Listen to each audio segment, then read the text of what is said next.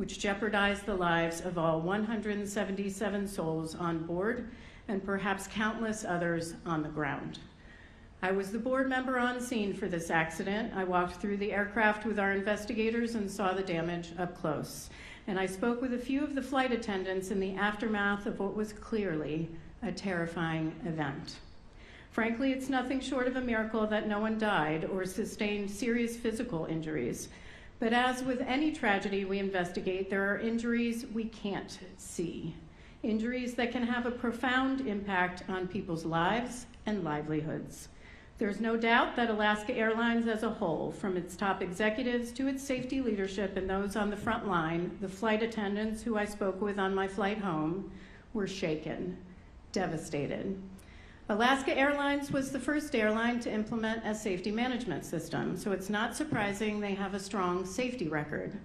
I want to commend the entire Alaska Airlines team for working with us throughout this investigation, particularly Max Tidwell and his safety team. For those in the room, Elias Contanas from our Transportation Disaster Assistance Division right here is here and will be here throughout the entire board meeting to provide support to anyone who may need it. I firmly believe there's one reason Flight 1282 averted catastrophe, and one reason only: the crew. The actions of the captain, the first officer, 4 flight attendants, and air traffic controllers on duty that day were nothing short of heroic. While climbing through about 14,830 feet, the cabin pressure dropped and the cabin altitude warning activated, followed 1 second later by the master caution alert. According to the captain, he heard a loud bang, his ears popped, his head was pushed forward, and his headset was pushed nearly off. The first officer's ears popped, and simultaneously the flight deck door blew open and her headset blew off. The captain and first officer immediately retrieved their emergency oxygen masks and put them on as they were trained to do. The first officer could see in her peripheral view through the open flight deck door that the cabin oxygen mask had dropped. She later saw the hand of a flight attendant shut the flight deck door. From that flight attendant. The flight door flung open and hit me, and hit the bathroom, and I flew. All I could think about was trying to close the door. I wasn't buckled in, but I had them around my arm, so I was at least attached to the airplane. And I remember trying to close it, and my upper back hurt so bad with all my might trying to close that flight deck door, I even used my feet. I was trying to kick it closed, and it would not close.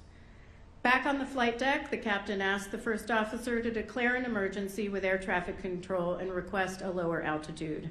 According to the first officer, she used the audio control panel to select the overhead speaker, turned up the volume, and contacted air traffic control to declare an emergency. Both pilots said it was very loud, making it difficult for them to hear each other and the air traffic controller. Communications issues persisted throughout the remainder of the flight. In fact, the first officer said at one point she and the captain had to communicate using hand signals and by yelling to each other. The first officer pushed the altitude warning horn cutout switch to stop the continuous audible warning. She reached to the top of the glare shield panel to retrieve the quick reference checklist from its holder, but it wasn't there. She later found it behind her seat. The captain grabbed the quick reference handbook, and the first officer used it to start going through their emergency procedures. At some point, the captain said he heard the flight attendants over the cabin interphone talking about a hole in the cabin, and he tried to communicate with them multiple times to no avail. He wasn't sure whether they were okay and whether they could even hear them. Meanwhile, the flight attendants were trying to communicate with the pilots, but the noise was so loud in the cabin that they didn't know whether the pilots answered or if they were even okay. The pilots had no idea what was happening in the cabin, and the flight attendants had no idea what was happening on the flight deck. To quote the captain, it was an explosive experience. The first officer said it was chaos. Back in the cabin, the flight attendants saw 5 empty seats next to a gaping hole in row 26 and believed multiple passengers had been lost. From an interview, I look down the aisle and I see the mom of the child by the window. The mom was on the floor just screaming, like agony, and she was shaking. I was holding her. I said, "What's going on? What's happening?" And she just says, "I was holding my son, and I think my son blew out." That's when I lift up my head and I saw the hole and I just started shaking. It wasn't until the crew deplaned that they learned they didn't lose a single passenger, that all crew members were accounted for. Throughout this meeting, you'll hear more about what it was like on board Flight 1282 that day. I think what's most inspiring to me, and I would imagine this entire board, is amidst absolute chaos, and I imagine fear, the crew members were laser focused on the safety of their passengers. Using supplemental oxygen, the flight attendants ran up and down the aisle to check on passengers, never forgetting the most vulnerable on board, 3 lap children and 4 unaccompanied minors, one of whom was just 6 years old. He had turned 6 just about a week before, and it was his first time flying. I hope everyone in this room or watching online takes away a newfound appreciation and respect for the men and women who protect us in the air and on the ground. Above all, these highly trained professionals are there for our safety. Safety. That's the promise the Flight 1282 crew delivered on. Despite the harrowing circumstances, every single crew member performed their safety duties with the highest degree of professionalism and competence, remaining calm in the most turbulent of times. They are why all 177 souls on board Alaska Airlines Flight 1282 deplaned safely at the gate. And I want to take a moment on behalf of the entire agency to commend the entire crew. This doesn't just happen. Every single crew member we interviewed credited their training. We at the NTSB examine training in every accident we investigate, in every transportation mode. Why? Because it can and often does make the difference between life and death. When every second counts, as it did on Flight 1282, training to the point of muscle memory is paramount. In this case, the crew knew precisely what to do. They acted without hesitation, and it saved lives. And yet the crew shouldn't have had to be heroes, because this accident never should have happened. Since this accident occurred, there's been a lot of focus on human error, on the actions of 1 or 2 individual Boeing employees. Let me be clear, an accident like this does not happen because of an individual or even a group of individuals. Aviation is much more resilient than that. An accident like this only happens when there are multiple system failures. This is from the draft NTSB report we'll soon discuss. Within a robust system, the introduction of a single error is almost never the only cause of an accident. Rather, several barriers of defense must fail for the error to lead to an accident. Several barriers of defense must fail for the error to lead to an accident. The truth is, there was a long chain of events that led to the door plug departure. Problems were identified in numerous Boeing internal audits across production lines, employee speak-up reports, quality alerts, and regulatory compliance issues. In other words, the safety deficiencies that led to this accident should have been evident to Boeing and to the FAA.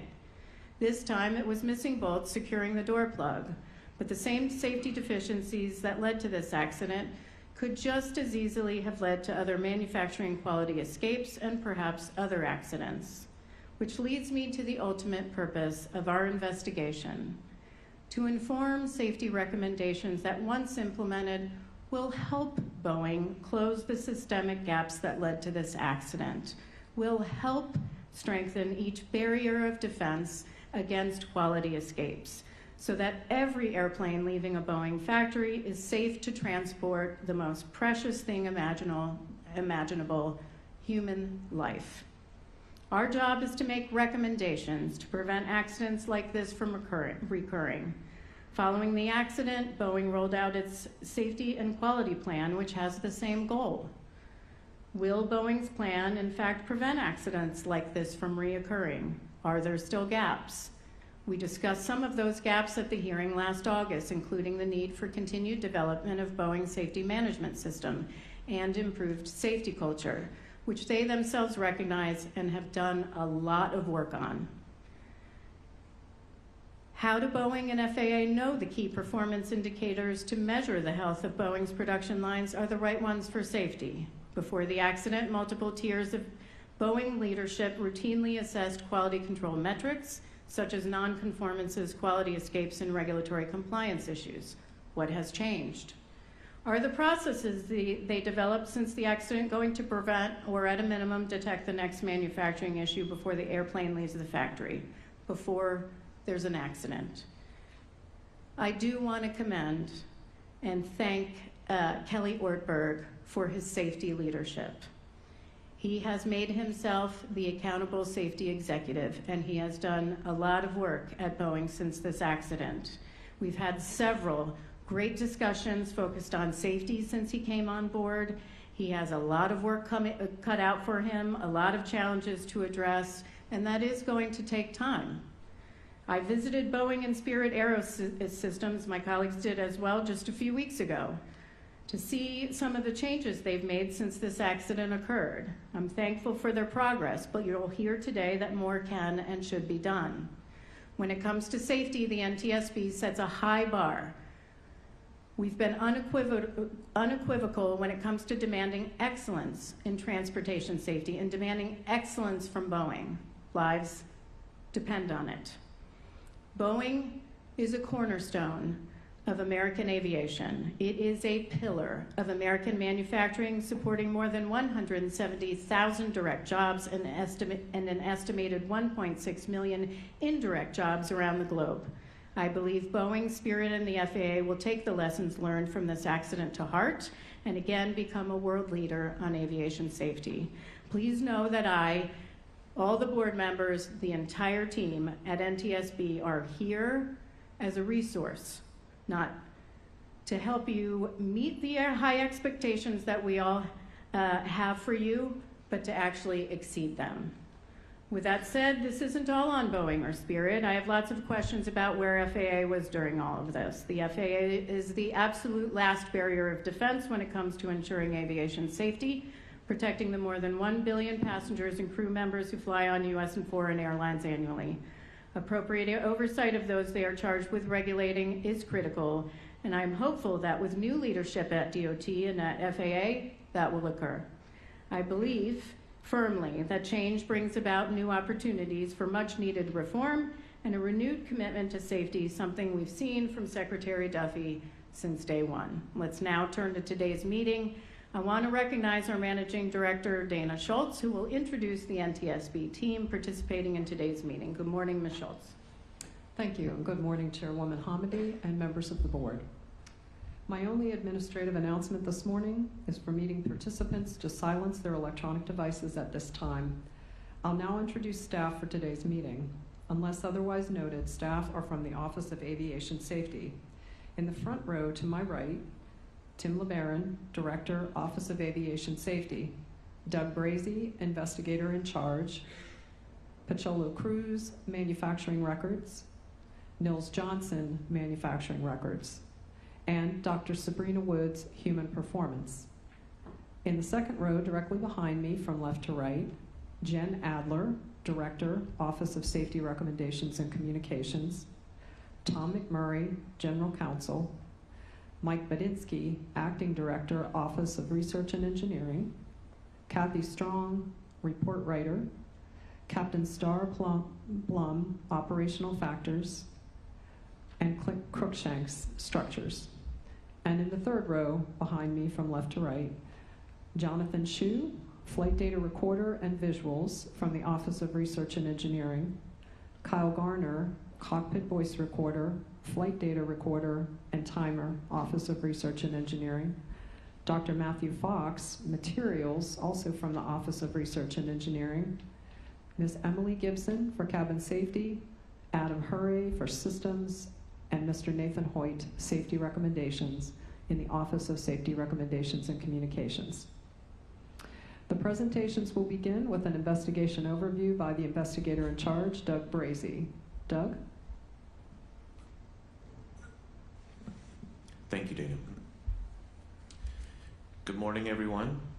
As the chairwoman mentioned, on January 5, 2024, Alaska Airlines Flight 1282 departed Portland International Airport, Portland, Oregon, destined for Ontario, California. At 5:13 p.m., about 6 minutes after takeoff, the left mid-exit door, or MED plug, opened and departed the airplane, which resulted in a rapid depressurization. While climbing through 14,830 feet, the captain recalled there was a loud bang, and the flight deck door was blown open due to the depressurization which had initiated in the cabin. Both flight crew immediately donned their oxygen masks. They recalled it was very noisy and very difficult to communicate, both among themselves and with cabin crew. They immediately contacted air traffic control and began executing emergency procedures. Meanwhile, in the cabin, the emergency oxygen masks deployed, the cabin crew performed their safety functions and other duties, which included closing the flight deck door, donning oxygen masks so that they could assist passengers, attempting to communicate with the flight crew, but it was so loud they could not hear a response, assessing the condition in the cabin, issuing instructions, and performing appropriate individual checks on passengers such as the unaccompanied minors. They also prepared the cabin for the emergency landing. The airplane returned to Portland and landed safely about 14 minutes after the MED plug separated. The crew taxied to the gate where aircraft rescue and firefighting personnel and equipment were waiting. A hole in the fuselage was located near rows 25 and 26 where the MED plug had been. The left MED plug was later recovered from a neighborhood backyard. The MED plug is a customer option used in place of an emergency that do not require additional exits. It weighs less than an exit door, is less complex, and requires less maintenance.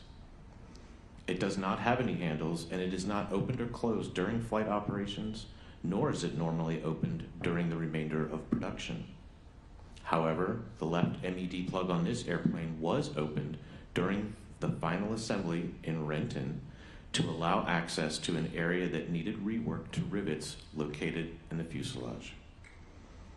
Although photographs and witness marks showed that the MED plug's 4 retaining bolts had been previously installed, when the airplane left the Renton facility, those bolts were missing.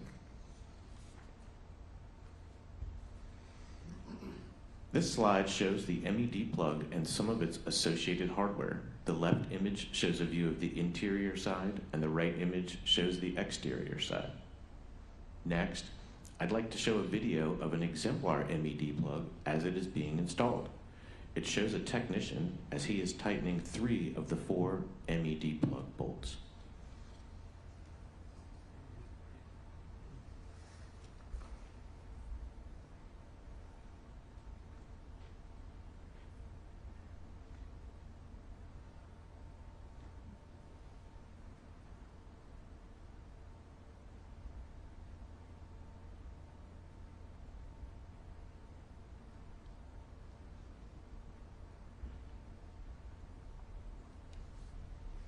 This next series of slides shows how the MED plug operates.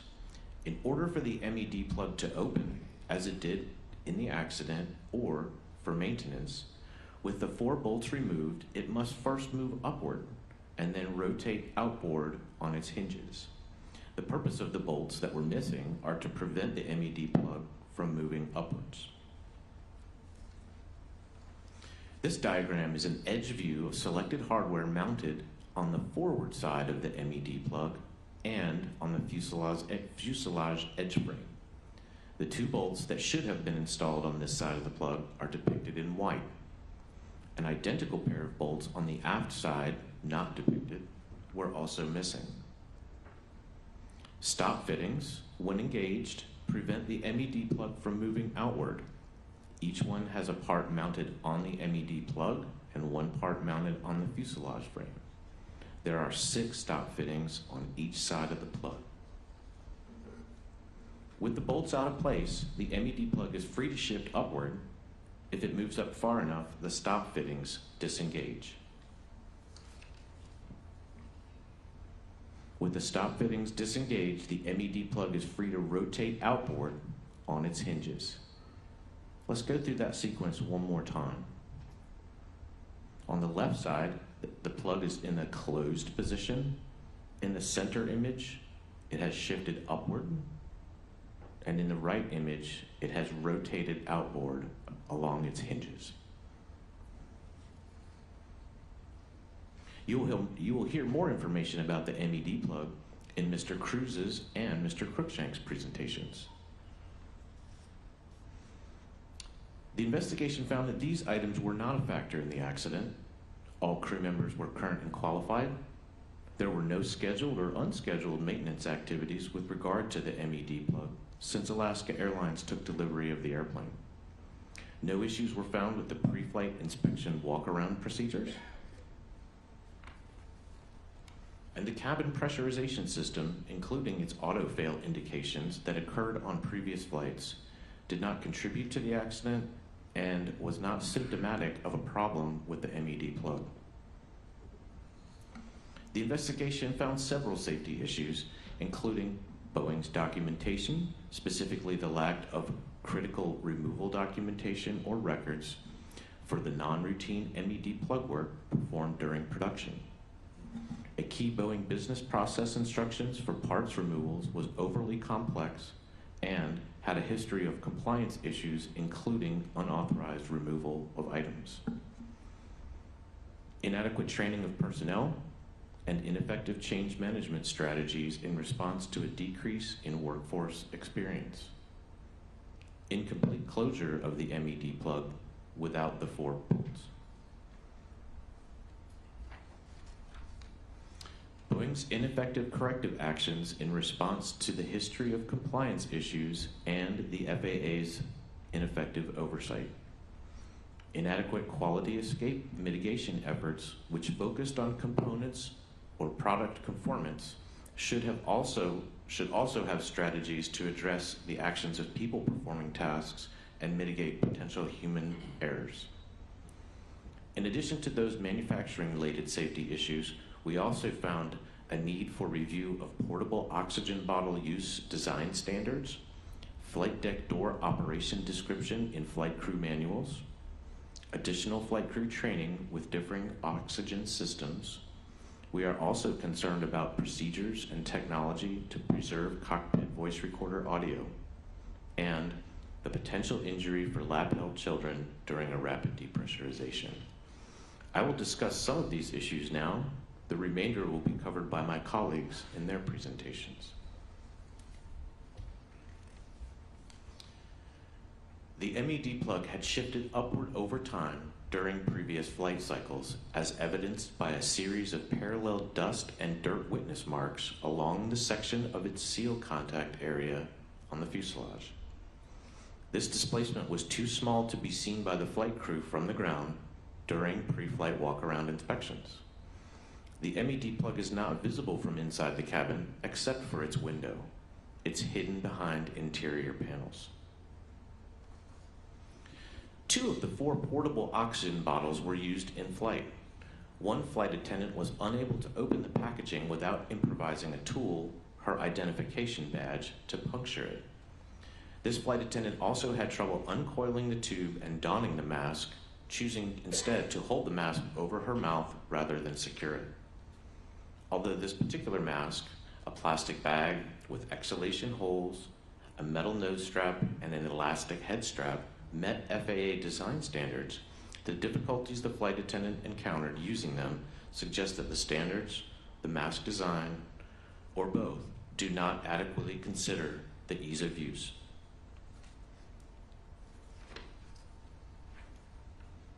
Flight attendant training exercises did not include opening a sealed mask packaging. The mask type shown here and used during the accident is one of 2 common mask types. The ability for the crew to don masks quickly during an emergency is a safety issue. Staff has proposed one recommendation in this area.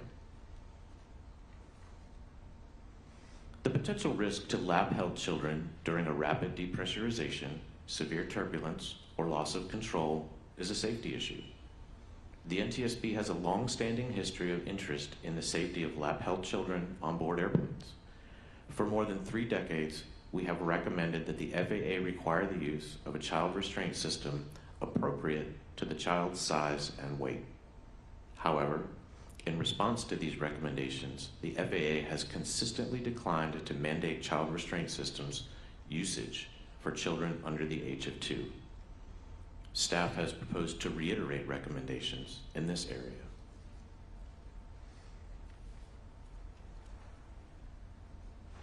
The accident airplane was equipped with a 2-hour cockpit voice recorder, or CVR. According to Alaska Airlines Flight Operations Manual, flight crews involved in an accident or incident were required, if possible, to pull the CVR circuit breaker as soon as the airplane was secured in order to preserve the audio. However, this procedure was not followed, and by the time maintenance personnel pulled the circuit breaker, the accident flight audio had already been overwritten. Additionally, had the airplane been equipped with a 25-hour cockpit voice recorder, something the NTSB has long recommended, the audio from the accident flight would have been retained. Staff has proposed recommendations in this area. Before I close, I'd like to acknowledge the NTSB staff who participated in the investigation.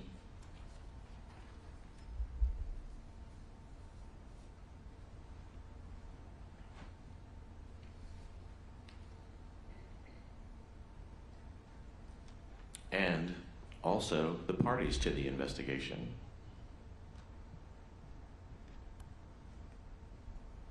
Additionally, numerous safety actions were taken after the accident, some of which we will discuss here today.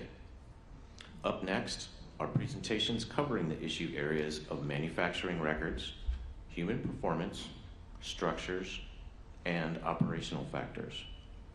Madam Chairwoman, this concludes my presentation, and now we'll hear from Mr. Cruz about maintenance records. Mr. Cruz, if you can hold for a second. It is hot in here. We're going to be here for a while. So I do want to invite staff, if you want to take your jackets off. People are more interested in what you're saying than what you're wearing. So feel free, please be comfortable. It is hot. We will be here for a while, so feel free to do that, okay? Thank you. Good morning, Chairwoman Hamidi and members of the board. In staff's presentation, we briefly discussed the 737 manufacturing process at Spirit Boeing Renton for the accident airplane line 8789, the issues that led to this accident, and the FAA's surveillance of the Boeing production certificate. The manufacture of the Boeing 737 aircraft starts at Boeing supplier Spirit Aerosystems. Spirit Aerosystems is a major supplier of 737, 777, and 787 fuselages to the Boeing Company. The company is headquartered in Wichita, Kansas, with facilities in the United States, United Kingdom, France, Malaysia, and Morocco. Spirit Aerosystems manufactures several other key components, including wing leading edges, pylons, nacelles, thrust reversers, and flight deck sections for various Boeing aircraft programs. The 737 airplane fuselages, once finished, are shipped to Boeing via rail to complete the final assembly of the airplane. As part of the 737-9 fuselage build process, edge frames, located by arrows in the photograph, are first attached to the fuselage to provide structure onto which the mid-exit door, or MED plug, is installed. The edge frame components are manufactured by a Spirit Aerosystems supplier, QuickTech. According to Spirit production documents, the edge frames for the left MED plug were installed on the accident fuselage on June 16th and completed on June 19, 2023. No document discrepancies were reported on the installation or inspection of the edge frames. After the accident, and upon learning of workmanship issues on the fuselage edge frames for line 8789, Spirit Aerosystems started a review of the QuickTech's manufacturing process, including inspecting all edge frames currently in production and in stock. Further, the company completed inspections of all edge frames in the Spirit production system, including fuselage in the production line. No edge frames exhibited the conditions consistent with those reported by Boeing on the accident airplane. Spirit Aerosystems has design responsibility, which includes the build standard and engineering drawings for the MED plug. The accident airplane's left MED plug was manufactured and completed by Spirit Aerosystems Malaysia on March 24, 2023. The plug was then shipped to Spirit Aerosystems Wichita and received on May 10, 2023. Per Spirit Aerosystems production documents, the left MED plug was installed on the accident airplane on July 18th, inspected and completed on July 28th. A completed installation of the MED plug required the installation of the 4 bolts to prevent upward movement of the plug. Line 87 and 89 departed Spirit Aerosystems via rail on August 20th, 2023.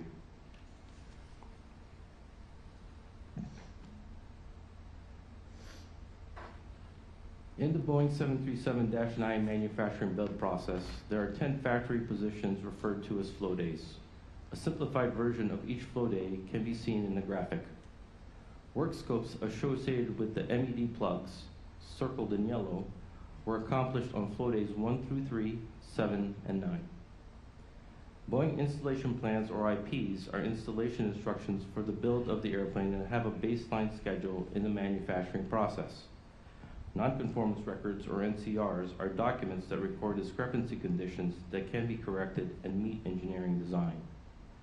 The NCRs are dispositioned with work instruction documents called nonconformance orders, or NCOs. NCRs and their associate NCOs are not pre-planned work and therefore do not have scheduled flow days like IPs. During the investigation, staff heard the term traveled work. According to Boeing, there are 2 types of traveled work. First, where the build article travels from a supplier to Boeing with open work, and second, when the build article moves from flow day to flow day within the factory without the scheduled work being completed. Boeing expects an NCR will be completed on the same flow day it was generated. When this does not occur, Boeing considers this traveled work. According to Spirit Aerosystems documentation, Line 8789 did not have a supplier traveled work when it was shipped from Spirit Aerosystems to Boeing Renton. Line 8789 was received by Boeing Renton and entered the final assembly process on August 31st, 2023. On September 1st, 2023, during quality inspection of the fuselage per the IP, Boeing inspectors identified and wrote up discrepancies on 5 rivet locations shown in the photograph on the forward edge frame common to the left MED plug. Boeing inspectors cited that the 5 rivets were not installed properly and needed replacement per Boeing specifications. Spirit Aerosystems manufacturing personnel stationed in Renton were tasked to replace the 5 rivets. To replace the 5 rivets, the left MED plug would need to be opened to gain access. According to Boeing procedures, Spirit Aerosystems manufacturing personnel were not allowed to open previously completed installations on the airplane. Therefore, it would be Boeing's responsibility to provide access to the edge frame. To access the edge frame rivets, Boeing manufacturing door personnel would need to open the left MED plug, which required the removal of the 4 bolts to prevent upward movement of the plug. Once the rivets were replaced by Spirit Aerosystems personnel, Boeing Quality Assurance would inspect the work, and again, Boeing manufacturing door personnel would be responsible for closing the plug and installing the previously removed hardware. The NCR and the NCO to replace the 5 rivets were signed off on September 19, 2023. Additionally, staff reviewed the IPs, NCR, NCO, and related process documents for the area around the left MED plug on line 8789. Flow days 1 through 3 have scheduled work to accomplish IPs OK to install blankets and install blankets. IP OK to install blankets contains steps to inspect the entire installation area for workmanship discrepancies. IP install blankets contains steps to install blankets for the left aft portion of the fuselage, which included the area around the left MED plug.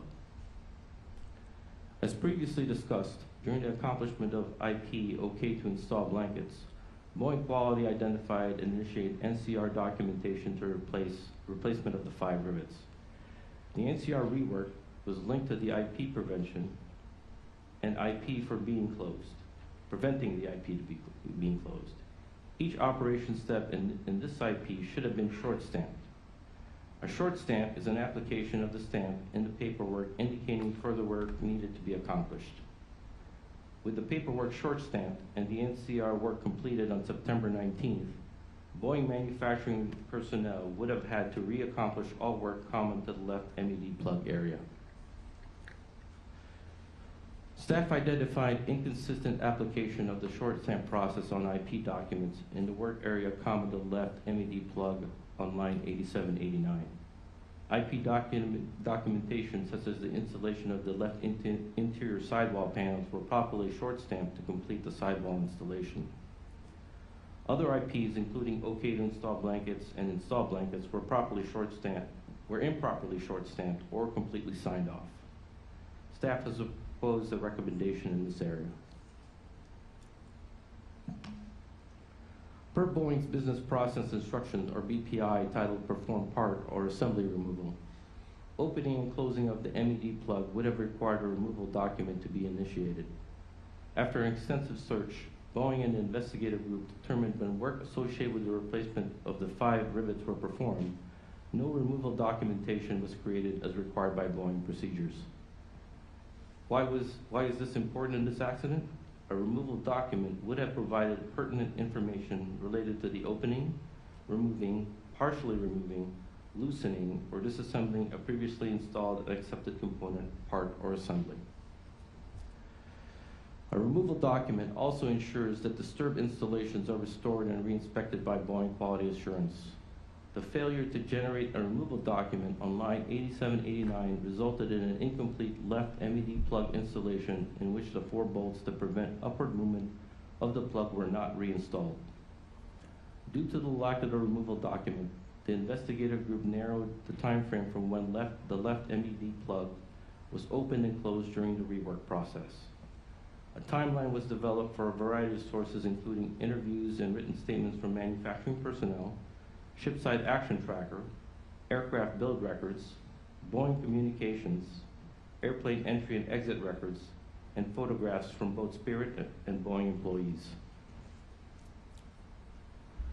According to Boeing documents, the rework to replace the rivets on the left MED plug started on September 18, 2023.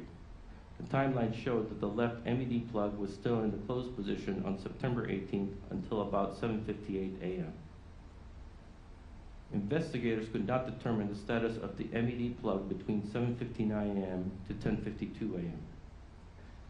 The evidence showed that from September 18th at 10:53 a.m. to September 19th at 5:09 p.m., the MED plug was open. On September 19th, from 5:10 p.m. to 6:38 p.m., investigators could not determine the status of the MED plug. Photographic evidence showed that on September 19th at 6:39 p.m., the left MED plug was in the closed position. The lack of removal documentation for the work led staff to further review BPI perform part or assembly removal. This BPI was applicable to not only the 737 production line, but also the rest of Boeing's commercial product lines. The review of the BPI revealed 11 notable revisions to the document from 2013 through 2023. During the same period, multiple quality alerts were sent to personnel to reinforce the BPI. Additionally, from 2018 to 2023, there were 16 regulatory compliance issues cited by Boeing internal audits and the FAA. In each of these cases, Boeing had initiated safety risk management activities using the Boeing problem-solving model to identify the root cause and potential changes to the process. It was evident to staff that past safety risk management processes regarding this issue were ineffective due to the repetitive findings for this BPI. Staff has proposed recommendations in this area. As part of the investigation, staff conducted a review of the FAA surveillance of the Boeing production certificate. Each year, the FAA develops a certificate management plan to assist the principal inspectors in planning and tracking the performance of ongoing certificate management responsibilities. A risk-based resource targeting assessment tool was used to assign risk to production holders according to the likelihood that it would produce non-conforming products, articles, or parts. FAA management then developed a certificate management plan for each inspector using the Aircraft Certification Audit Information System. Interviews with the FAA inspectors revealed they were unaware how risks were assessed to determine what additional relevant audits were required in the surveillance of the Boeing certificate. The FAA's Compliance Enforcement Program allows production approval holders to self-disclose their violations, other safety discrepancies to the FAA, and to promptly take corrective actions to prevent future violations. Per the FAA Records Management Order, records of these safety discrepancies were destroyed at the earliest 5 years after closure.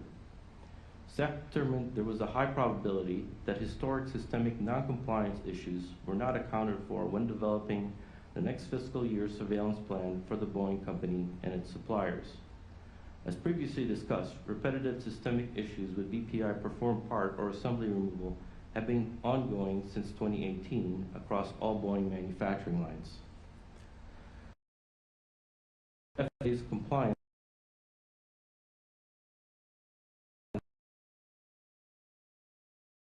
effective in identifying repetitive and systemic discrepancies and nonconformance in the Boeing production system. Staff has proposed a recommendation in this area. This concludes my presentation, and Dr. Woods will now discuss seaman performance issues in this accident.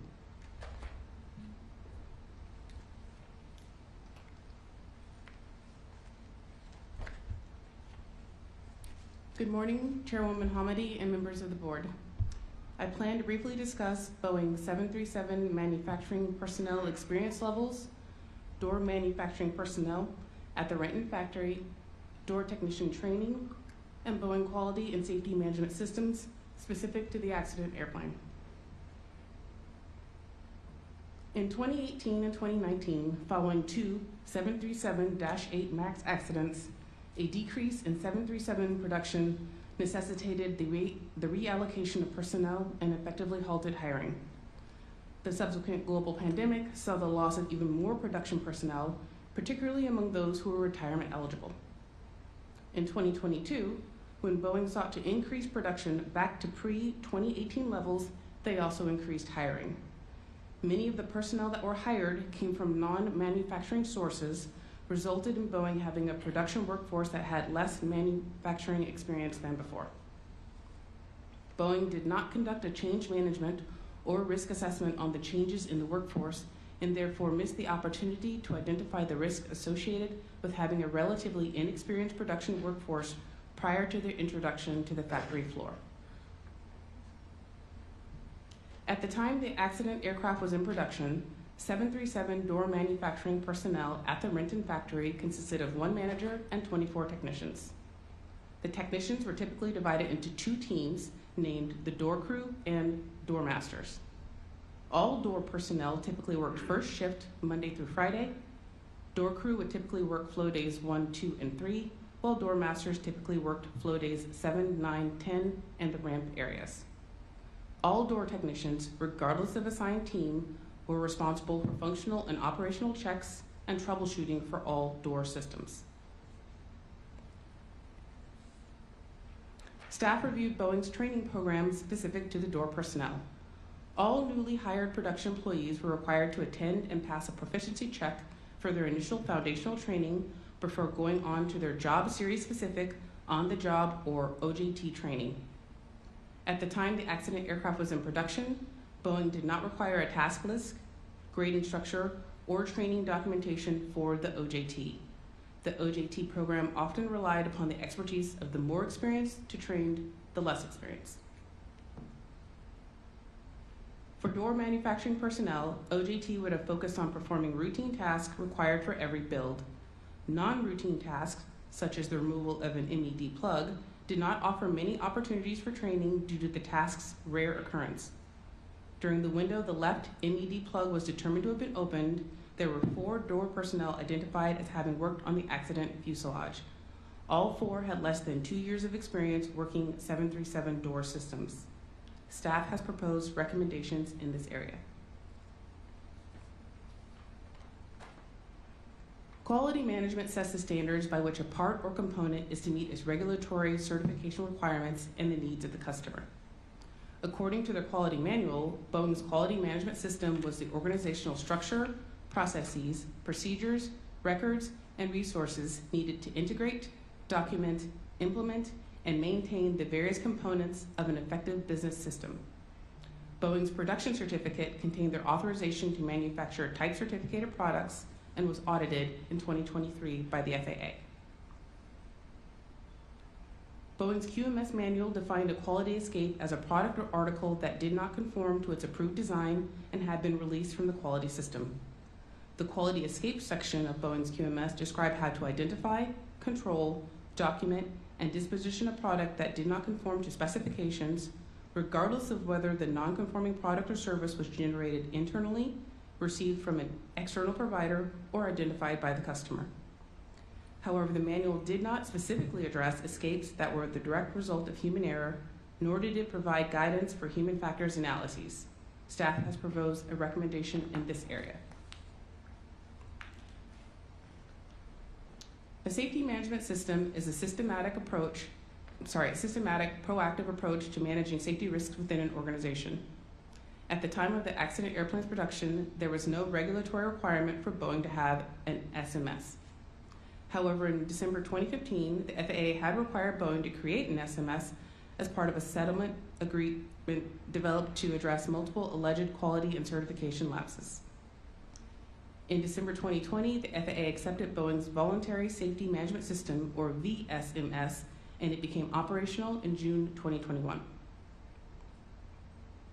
According to Boeing's VSMS manual, the program's goal was to identify, assess, and control hazards and mitigate risks based on a thorough understanding of the systems, processes, human factors, and operating environment. On April 26, 2024, the FAA published its final rule requiring production certificate holders to implement a regulatory SMS. The rule became effective May 28, 2024, with most organizations, to include Boeing, required to comply within 36 months. An SMS is composed of 4 pillars: safety policy, safety risk management, safety assurance, and safety promotion. At the time of the accident, Boeing had not yet fully implemented its VSMS to the Boeing 737 production level, but was working to integrate SMS principles into its QMS while awaiting the FAA's final rule regarding SMS for manufacturing. This integration included having identified the need for and commencing 2 different safety risk management assessments on technician training and the ongoing issues with the removal process, respectively. The SRMs had not yet concluded at the time the accident occurred. After the accident, and in response to a request from the FAA, Boeing developed their product safety and quality plan that identified 6 key performance indicators of production health that would trigger future SRMs should the indicators fall outside their respective control limits. None of the factory level personnel NTSB staff interviewed were able to describe what an SMS or hazard identification was, what Boeing's safety policy dictated, nor could they define safety culture. For there to be continuous improvement at Boeing, production line personnel must recognize their shared responsibility in supporting a positive safety culture and identifying hazards and risks.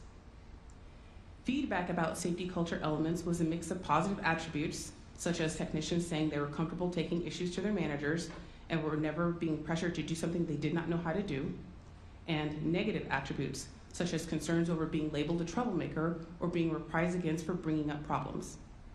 Most of the technicians had knowledge that various reporting platforms, such as the Speak Up program, existed, though few used them, preferring to talk to their immediate supervisor instead. Data was only collected from the individuals who were selected as possibly being able to contribute information specific to the accident investigation. The NTSB originally decided to initiate the development of a survey to perform a more robust safety culture assessment. However, 737 production was effectively halted due to a work stoppage in late September 2024.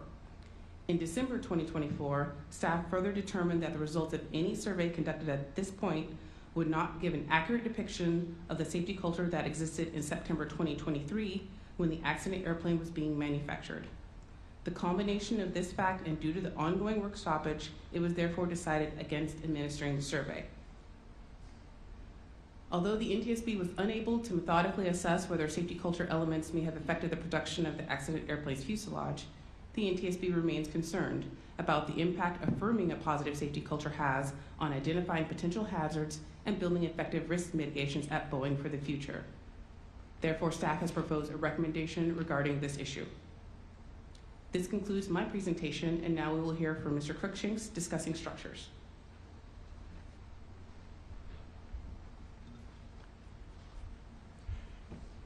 Good morning, Chairwoman Hamady and members of the board. My presentation will discuss the airworthiness directive issued by the FAA after the accident and post-accident changes to prevent future mid-exit door plug departures. Immediately after the accident, on January 6, 2024, the FAA issued an emergency airworthiness directive that prohibited further flight of all Boeing 737-9 airplanes equipped with MED plugs until those plugs could be inspected and any discrepancies corrected. Results from the inspections showed that all airplanes inspected had plugs that were correctly engaged with the stop fittings, and the 2 upper guide track bolts and 2 vertical movement arrestor bolts were installed. As a temporary solution for in-production airplanes, the FAA approved a multi-airplane non-conformance record on March 1st, 2024, to incorporate the AD inspection procedures on airplanes in the factory. At the completion of the inspection, an entry was made in the logbook to document compliance with the AD. As a permanent solution, on November 4th, 2024, the FAA approved 2 Boeing installation plans, or IPs, one each for the left and right MED plugs. The IPs added an inspection procedure in the factory to ensure that the 2 upper guide track bolts and 2 vertical movement arrestor bolts were installed properly. Incorporation of the IPs on the production line complies with the AD and becomes part of the type design of each airplane. Since the accident, Boeing and Spirit Aerosystems have developed a design enhancement for installation on all MED plugs. The design enhancement adds a secondary retention device to the forward and aft sides of the plug below the 3rd stop fitting from the top at locations 1 and 2. The hammer-shaped secondary retention devices must be rotated into position when completing the installation of the plug and would engage with the fuselage stop fittings, preventing vertical translation of the plug. The design of the retention devices would prevent installation of the cabin sidewall panels unless the devices were properly engaged. Additionally, lanyards would be installed on the 2 upper guide track bolts at locations 3 and 4 and the 2 vertical movement arrestor bolts at locations 5 and 6 to permanently secure the bolts to the plug. The bolts with lanyards will provide a visual indication that they are not installed. As of June 2025, the engineering for the design enhancement has been completed, and Boeing and Spirit are continuing certification planning and compliance work that includes notification to the FAA. Once the enhancement is certified, Boeing has stated that they will be installed on all new production airplanes in the factory, and a service bulletin will be issued to retrofit the fleet. Staff have proposed recommendations in this area. This concludes my presentation. Next, Captain Blum will discuss operational factors.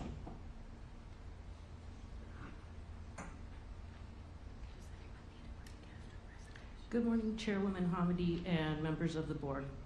My presentation will discuss aspects of operational factors that affected this accident, including flight crew performance, differences in the audio control panel, flight crew training, and Alaska Airlines post-accident safety changes.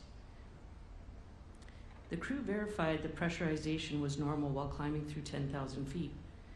While passing through about 14,800 feet, the left MED plug departed the airplane and the cabin depressurized.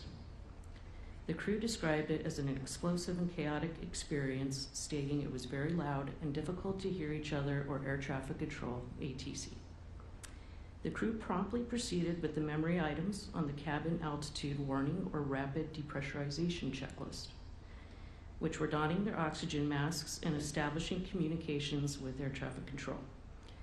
They turned up the volume for the overhead cockpit speakers to hear each other and ATC.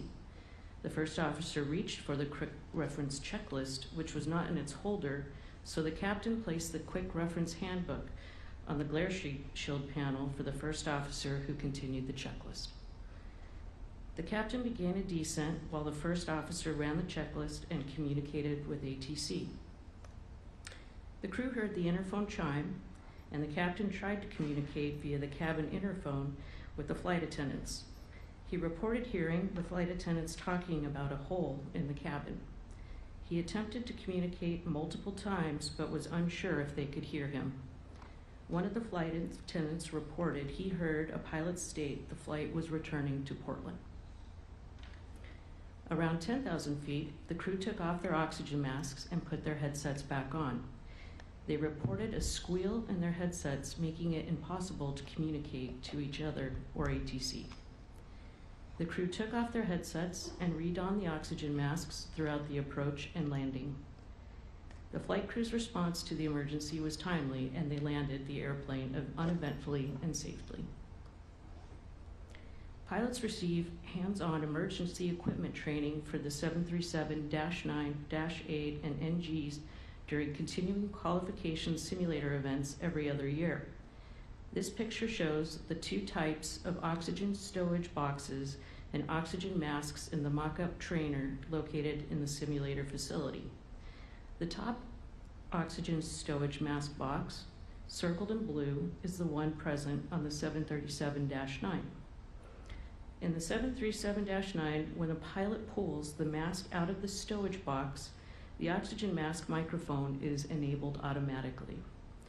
To reestablish communications with the headset after taking the oxygen mask off, the right door on the stowage box must be closed to stop the flow of oxygen, and the test reset switch, circled in yellow, must be pressed to disable the mask microphone and enables the headset boom microphone. In the Boeing 737NG, there is a mask boom switch, circled in yellow, on the audio control panel to enable either the oxygen mask microphone or the headset microphone. This switch is not present on the 737-9 audio control panel shown on the left. The crew did not shut the right door or depress the test reset switch after removing their oxygen masks. The crew said they instinctively reached for the mask boom switch. Both pilots had more flight time in the NG than the 737-9. Both crew members had one rapid depressurization training event in the simulator during initial training, which was 17 years prior for the captain and 3 years prior for the first officer. When the 737-9 was first delivered to Alaska Airlines, each pilot completed a computer-based training module on oxygen mask systems and communication differences from the NG. As mentioned earlier, pilots receive hands-on emergency training every other year during the continuing qualification simulator evaluation. The captain had the hands-on training 9 months prior, and the first officer 11 months prior to the accident. Staff has proposed one recommendation in this area. Since changes, they have language concerning oxygen masks and communications in their manuals. They have updated language in their manuals and checklists to remind crews, the flight operations duty officer, dispatch, and maintenance and engineering to pull the CVR and FDR circuit breakers.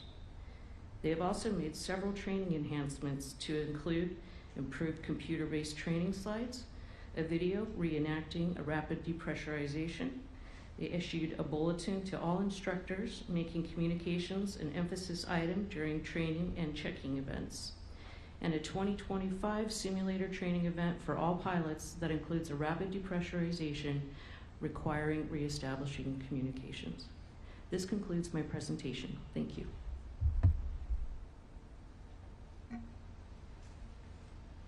All right. You're good? Madam Chairwoman, that concludes staff's presentations, and we are now ready to answer your questions. Thank you. Thank you so much, Mr. Brazy, Mr. Cruz, Dr. Woods, Mr. Cruikshanks, and Captain Blum, certainly for those excellent presentations, and thank you to the entire staff for your work. We are going to turn to board member questions. Before I do that, after this first round of questions, we're going to take a brief break. We'll come back for the other rounds of questions. Just for the audience, at some point later, we'll have just to set expectations, we will have a lunch break if we continue, and then we'll have more breaks as needed. Staff should feel free to text if you need a break that is not already anticipated. All right, starting with board member questions focused on the major safety issues we identified in this investigation. In the first round, we'll discuss structures to include the mid-exit door plug, not the design enhancement. We're going to talk about that under safety changes. But we'll talk about structures, including the mid-exit door plug. We'll talk about cabin pressure controller and the flight deck door. With that, I'm going to start with Member Graham. Thank you, Chair. I want to commend the staff for the great work on the investigation and the draft report. Let's start with the movement of the plug prior to the accident flight. Can you explain how the team determined how much the plug was moving and everything it used to determine that it was moving? Mr. Fox will answer that question. Yeah, we did made a careful assessment as we were examining the components. Initially on the airplane itself, we were looking at the stop fittings and looking at damage patterns on those stop fittings that indicated that the plug had moved upward and was translating outboard. And then once we found the plug, we found corresponding damage on the plug itself that made it up to that damage that we saw on the frame. So that told us how the plug was moving up and moving outboard.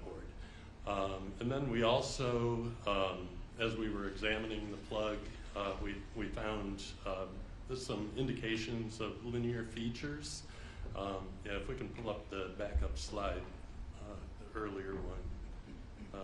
Yeah, the first one. That's the one. So at the top end of the plug, where the seal contacts the plug, you can see those multiple lines of that going across the surface there.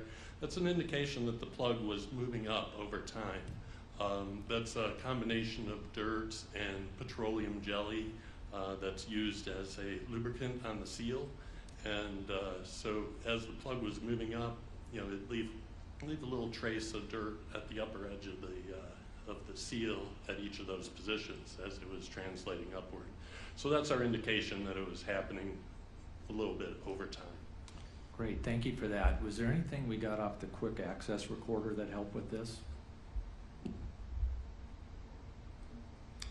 We asked, excuse me.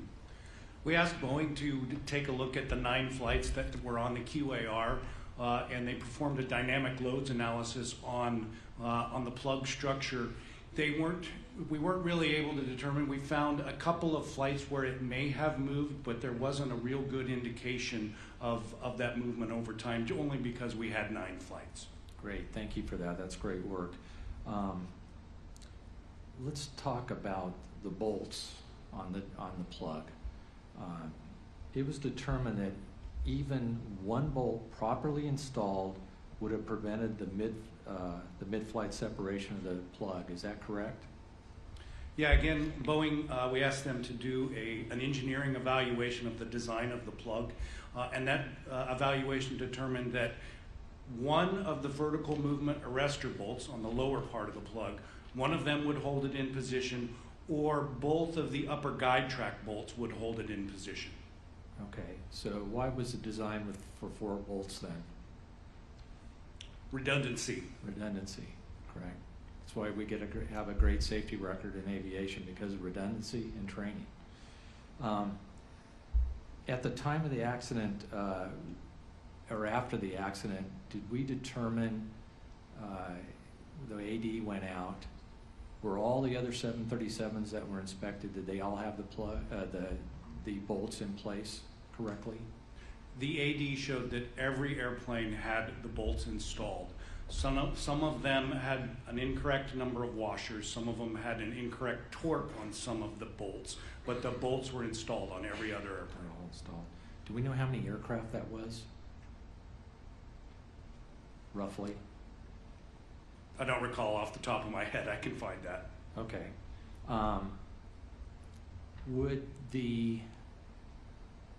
Since this was delivered without the bolts, according to what the team has presented here, at what point would Alaska Airlines have determined that the bolts were missing? What inspection or anything else, maintenance, would they have been able to find that the bolts were missing? The maintenance program has the first inspection of the plug at 24 months and then a repeat interval of 24 months. So it would have been 2 years before they would ever open that to look at it. 2 years. Correct. Okay. Thank you, Chair. Thank you. Member Chapman? Thank you, Chair, and thanks to all of you for your outstanding work on this complicated investigation. Mr. Crookshanks, I think this one goes to you. After examining the door plug, how was it determined that the bolts were missing at the time the plug separated from the aircraft? Well, I can address that from the materials laboratory examination. We took a close look at the bolts, the holes where the bolts should be installed, and we can bring up the backup slide there. And initially on some of the bolts we saw, or around the bolt holes, we saw some indications of oily deposits on the surface mixed with dirt. Indication that there had been something installed there at one time. Like the edge, it was circular, like the edge of a washer. However, it washed right off once we applied an ethanol clean to it. And then once they were clean, the holes were pristine. There was no indication of any kind of bearing contact damage that would say that a bolt was there and broke as a result of the process.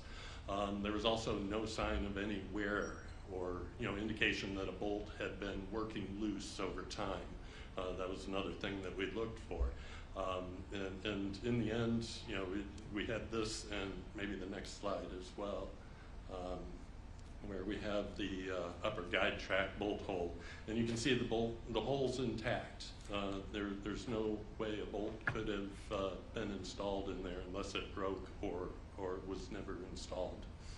And the condition, we looked closely under the microscopes just to make sure. We also did materials analysis to check for any kind of transfer marks or anything, material transfer to the remaining components, and there was no evidence of contact with those bolts. Thank you, that's helpful. Sort of looking at the same question, but from the opposite side, how was it determined that the bolts had in fact been installed at one point? So we had a couple things. The first thing was that there were some faint material, I would say like a greasy material that matched the outline of the washers that we'd expect to be there, and we saw that initially. And then we have the photographic evidence that once the part arrived at Renton facility, we have photos showing that, and in those photos you can see that the hardware was installed at that point. Thank you. And we were told here just in response to Member Graham's questions that fewer than 4 bolts would have been sufficient to hold the plug in place, correct? In fact, Yes. Possibly as little as 1 bolt would have been enough. Correct. And without the bolts in place, what kept the door plug in place and prevented it from separating from the fuselage sooner?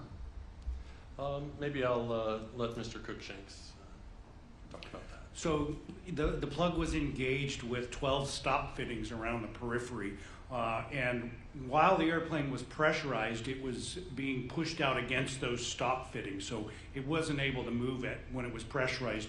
For the parts of the flight that were unpressurized, it was simply the friction between the stop pads and the stop fittings. And those fittings essentially fit over each other like this. And what was happening is it was gradually moving up, and eventually it wouldn't hold it any further. Is that correct? That is correct, yeah. We saw the evidence of that in the materials lab exam and those seal marks. And we know that it moved incrementally up over time until it got to an instability point and was able to pop out of the fuselage. Great, thank you. Chair, I have one additional question in this area. I'll save that for the next round. Great, Member Inman. Great. If we could I ask the operator to bring back up slide 41 of the staff presentation? Now everybody's reaching for it. Wanted to know which one it was. This is the timeline of the MED plug.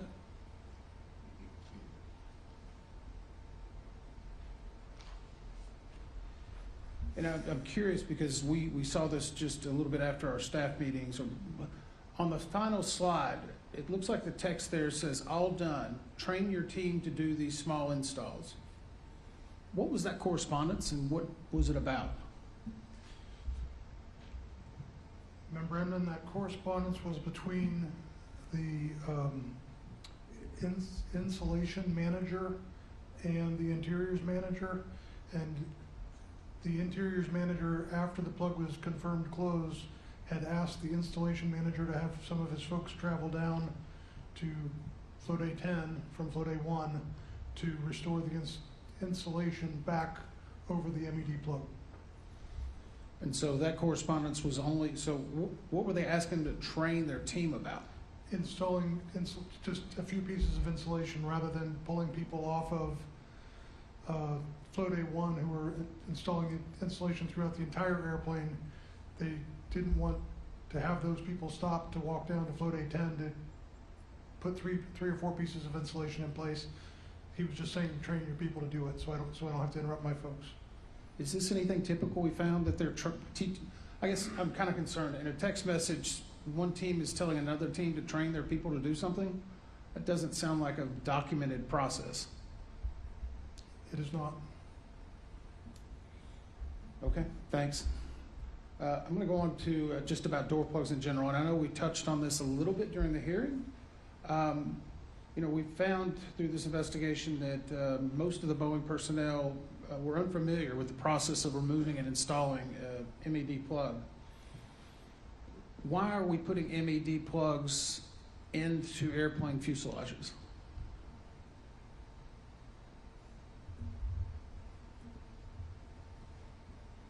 They're a alternate method to close a hole that would have been occupied by an emergency exit for seating configurations that don't require that emergency exit. And it's a customer option. They are less complex, they weigh less, and they require less maintenance. So, but why is the hole in the fuselage to begin with then? To provide an emergency exit function for airplanes with enough seats that need an additional emergency exit beyond the ones that are already functional. So is it right to assume that they're manufacturing the fuselage so that they can use a more standardized fuselage and just sell it to different customers based upon what they want? Customers can choose whether they want to have those exit doors functioning or not, and it's usually based on seating configuration, which would dictate whether or not an additional exit is required or isn't. And it sounds like it's also in order to make sure it's still within the certification, the original certification of the plane? Does that make sense? So maybe I can help explain this. The 737-9 fuselage can be certified for several different passenger seating configurations. Once you get above a certain number, I think it's 179, you have to have additional emergency exits on the fuselage. So Alaska Airlines does not buy that option. They have a much lower seating configuration than some other airplanes. So they decided to choose the plug option, which plugs that hole, doesn't use as much weight, not as complex. There's several other airlines that also have a plug: United, Copa, Aeromexico. I guess the question is, why is it safer to manufacture one fuselage with holes in it and then plug it, or another fuselage that just has emergency exits? The fuselage itself is the same length, and so you've got to have those openings there in case you want that more dense seating configuration. It gives you an opportunity to sell more airplanes to more Correct. people. Yes. That's kind of the point I think I was getting to. Yeah. One fuselage, you can sell it as a couple of different configurations. In every different configuration you put in, you can inject additional risk into the manufacturing process. And I think we've solved that.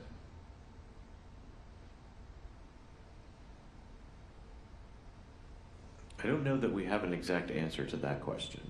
It's okay though, you don't have to. I think I'm out of time for this round. Thank you. Mr. Cruikshanks, the investigation found the airplane had experienced how many flights at the time of the accident where you determined where the door plug was expelled? The aircraft had accrued 154 flights when the door plug popped out. Okay, thank you. Mr. Fox, you talked about your analysis, but not a lot of people in the public have visibility to equipment and what we do in the lab. So I was hoping you could take a little bit of time to talk about your very in-depth process. I think there is often afterwards a expectation that you'll know in 5 minutes whether there were, bolts there or not, but it is a very meticulous process, and I want to make sure people appreciate that. So if you could really talk about the expertise of our Office of Research and Engineering, what you have in the lab, along with, I can't leave out Mr. Cruikshanks and Leani here, who isn't with us today. She's out of, not in DC today. But if you could talk about that, I think that would be helpful, including our equipment and needs. Sure, I can talk to that. It's definitely a process, and the more experience we have and having experienced people involved in the process definitely helps to identify key features and things of interest. Initially, the visual examination's really an important step in the process, and having an experienced set of eyes, looking for anomalies, things that are different, or looking at those witness marks and things where items are maybe contacting in areas they shouldn't be, and identifying where those are and getting those all documented. Then we move on to the photography documentation there, and then we start looking at things at higher magnification. Initially, with on scene, we're using loop microscopes or magnifiers and things of that nature. Once we get it back into the lab, we have better equipment for doing microscopes and getting optical magnification that way. Then when we need to go to the next level, we're looking at our scanning electron microscope, where we can get magnifications up to 1 million times magnification if we need it. We can also use that same equipment to analyze the composition of the materials, and if we see material transfer, we're looking at closely at those surfaces to give indications of what different materials might have moved against each other, give additional clues to how things came apart. And then we have also equipment for developing 3D models, and we employed that when looking at the hinges. We noticed that the lower hinges were bent, and we used the 3D scanner to scan that and measure that bend angle in those hinges. And that all came together to show that, yes, this is all damage consistent with the door plug moving up and outboard in the course of the separation and decompression event. Great, thank you. And I'm going to come back to you in another question, another round, but Mr. Cruikshanks, how was it discovered that Boeing's written system description was wrong on the design production instructions for operators? I believe NTSB staff found the systems description manual had a typo in it. It was calling for pushing the plug up versus down, and we brought that to the attention of Boeing, and they made a pretty good change quickly to the AMM, and then later that went down into the systems description. Great, and how about the MOM, the multi-operator message that was in development? I know that there were a number of versions. Did you review the MOM that Boeing sent out? Were there issues? We did review that, yes. That was an iterative process there right after the accident between the FAA and Boeing, because the FAA had issued the airworthiness directive. Boeing was writing the instructions and working with the FAA to make sure that their instructions would comply with the intent of the AD. And through our party process, we were part of that as well. So all of us were looking at the MOM. Great, thank you very much. Member Graham. Thank you, Chair. Besides the damage to the MED plug frame and the plug itself, was there any other external damage to the aircraft?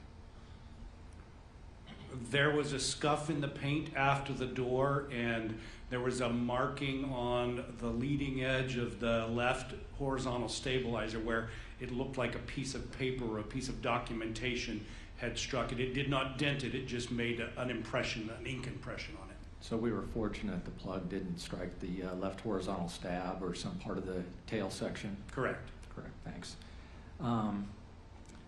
Let's move to, I see we can talk about the cabin pressure controller and the flight door here. So the flight deck door, let's move to that here for a second. When did Boeing go to the flight deck door as a pressure relief device? The first time was about 2002. There are other models. This is not on the 737 MAX, but there are other models that use the door as a decompression device, and they were starting around 2002. Okay, so when did the 737, which derivative did this go to? Is just the MAX? Correct, during the certification of the MAX. Okay, and I believe we found out that there was no information provided to the airline in any of the manuals about this? That is correct. That is correct, okay. Since we're going to get pressure controllers, let me move to that here. There's been a lot of discussion out in the public and the press about the auto fail light coming on, especially the previous two flights to the accident flight. Can the team talk a little bit about what they found with the auto fail light and the conclusions that you've drawn from that? We can. Mr. Hooray can address that question. Yes, the auto fail light was caused by an intermittent failure within the CPCs, which is the cabin pressure controllers. And we were able to determine through looking at recorded data that these were unrelated to the accident event. Do we know what failed? We do. There was a microchip failure. It had an intermittent failure, and it was basically causing a data transmission error within the unit. Okay. And there are two cabin pressure controllers, correct? Yes, that is correct. So if one cabin pressure controller were to fail, then the other one will automatically take control of the pressurization of the aircraft. And then even if that second one was to fail, it is a triple redundant system. The third layer of that being the pilots can now control manually the system without any cabin pressure control input. And these controllers alternate each flight, who's in control and who's in the backup, is that correct? That is correct. And this, I would assume, is a very common design now for most Part 25 certified aircraft? It is. Well, it's on all MAXs. I believe the same system is on the NGs. It's the same controllers are used on other Yeah. It was versions on of the 737. business aircraft that I flew also on newer ones like that. Okay, thank you for that. That's all I have in this section. Member Chapman? Thank you, Chair. Just a couple of clarifying questions in this area. Turning back to the customer choice of a full exit door versus a door plug, that sort of customer choice is not unusual in terms of a big complicated aircraft like this. I think there are numerous probably physical choices that are made, but also choices made with respect to avionics and that sort of thing, correct?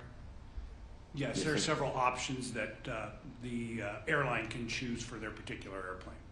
And with aircraft, as with a family automobile, it's common, I'm certain, for a standardized frame essentially to be capable of being modified for various configurations, and that's what we're looking at here. We have a hole in the standardized fuselage that is closed in a couple of different ways depending on what the customer choice is. That is correct. Thanks. This question, I think, is a little unfair, probably beyond the scope of the investigation, but if there happens to be an answer, it would be helpful. This has to do with the flight deck door, using it as a pressure relief mechanism. I believe you indicated that was around 2002 that was introduced in Boeing. That's correct on the first Boeing aircraft, but the 737 was during certification of the MAX. Okay, so this would have been in the wake, this would have been subsequent to the September 11th attacks, and of course we devoted a lot of resources into hardening the cockpit doors after those attacks. Am I correct in assuming that would have been coordinated in some fashion with TSA or DHS to ensure that they essentially had signed off on that sort of a design? That's correct. The doors meet all of the current security standards that are required by the Okay. door. Great, that's helpful. Chair, that's all I have in this area. Thank you. Member Inman? So in our original discussion, we talked about 10 team members on the door team and then a door team leader, I believe. And in the interviews and transcripts we have, specifically, I think it was said that the other 14 door team members, that they had one person that was the most knowledgeable and relied on them to provide direction for door plugs. But none of them have ever opened an MED plug. Is that accurate? So the one gentleman who had acknowledged that he'd opened an MED plug multiple times was on vacation, and I think literally out of the country at the time this plug was open. Every other person we interviewed and or got a written statement from denied having any knowledge of previous or how, knowing how to open it or any previous training on how to open the MED plug. So I think we outlined, was there 20 people on the door teams? 24 total. 24 people on the door teams, and one person who's out of the country on vacation is the only one that's ever opened one? That's what we were told, correct. Okay. I'll go on to the CPCs for a moment, and I think Member Grant brought up a good question about the faults that had occurred. And I think it was, as I understand it, this is an asynchronous chip that is installed, that basically there were 10 failures in the past, or that we had noted on typical sequences that had occurred where the auto fail light had illuminated. Is that right? Yes, that's correct. There was a specific signature in the fault codes that we were looking for in the memory of the cabin pressure controller, and we found that on 10 other units. And so in the footnote, it was kind of interesting because it was buried into a footnote, but we found that on those 10, but that was out of 585 CPCs that had been repaired within 2 years? Yeah, I think it was within 3 years, which I think worked out to be about 200 a year. But to put that in context, there's over 10,000 of those units that are in service. So in that sense, it's a fairly small percentage. But it's still 580 or 500 over 3 years that are needing to be repaired. Is that I know it's not within the scope of the investigation, but is that systemic for, I know it's a small percentage, but it seems like anyone that would fail would be a problem. So, I mean, components fail, right? And that's part of it. And so what we look for is a system that can accept a failure of a unit. And in this case, because it is a triple redundant system, we can accept failures of one component of a CPC. It can fail, the other one automatically takes control. And there's, no issue to the crew. It's honestly probably more of a maintenance concern than it is of a safety concern. But in this case, the maintenance had not been able to be done for that aircraft in question? No, the maintenance was done, and in fact, every time there was a auto-fail light, the system had taken off with the system being operational. You cannot take off if the system is not operational. You would have to MEL that system. MEL being? You would defer it per the minimum equipment list, which is what MEL stands for. And so if the CPC fails and is not activating, it can't take off? Actually, you can. The FAA will allow it to take off with one CPC that's not working because you can you can defer it per the aircraft's minimum equipment list. But with both failing, you could not take off? I'm not sure. I'd have to look. I mean, you can still control the pressurization system because you can do it manually. I don't know if the FAA allows you to do that, though. Okay, that's all I have in this round. Thank you very much. After the accident, there were a lot of questions about work performed at Spirit on the airplane related to the installation of the Wi-Fi system. Was the door plug open during that type of work? While the airplane was at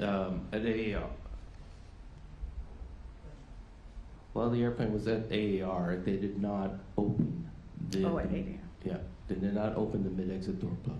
Great, thank you, and thank you for clarifying that it was at AAR. The flight deck door on the accident plane was designed to open and relieve pressure in the flight deck. That design serves a safety purpose, but what was missing here is something critical. Communicating that design to the operator, in this case Alaska Airlines, and to flight crews is essential for also ensuring safety. Why is that critical?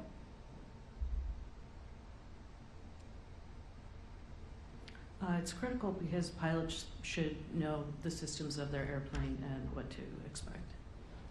Yeah, and Alaska Airlines did confirm to us that they were unaware. Were the flight crews aware? No, they were not. That's important Yes, it is.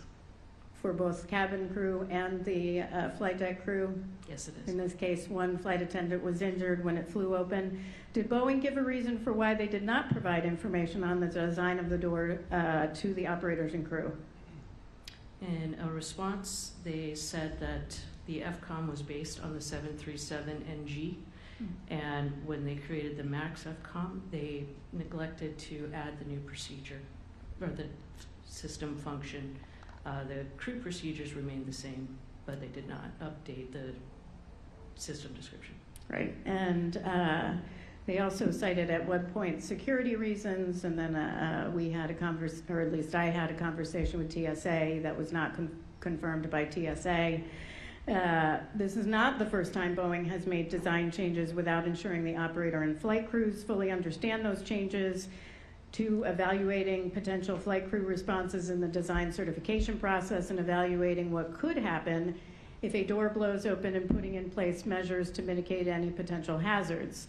Can you give us a brief overview of Boeing's procedures for when they make a design change to an aircraft within their fleet, understanding this was changed earlier, that needs to be brought to the attention of operators and their flight crews?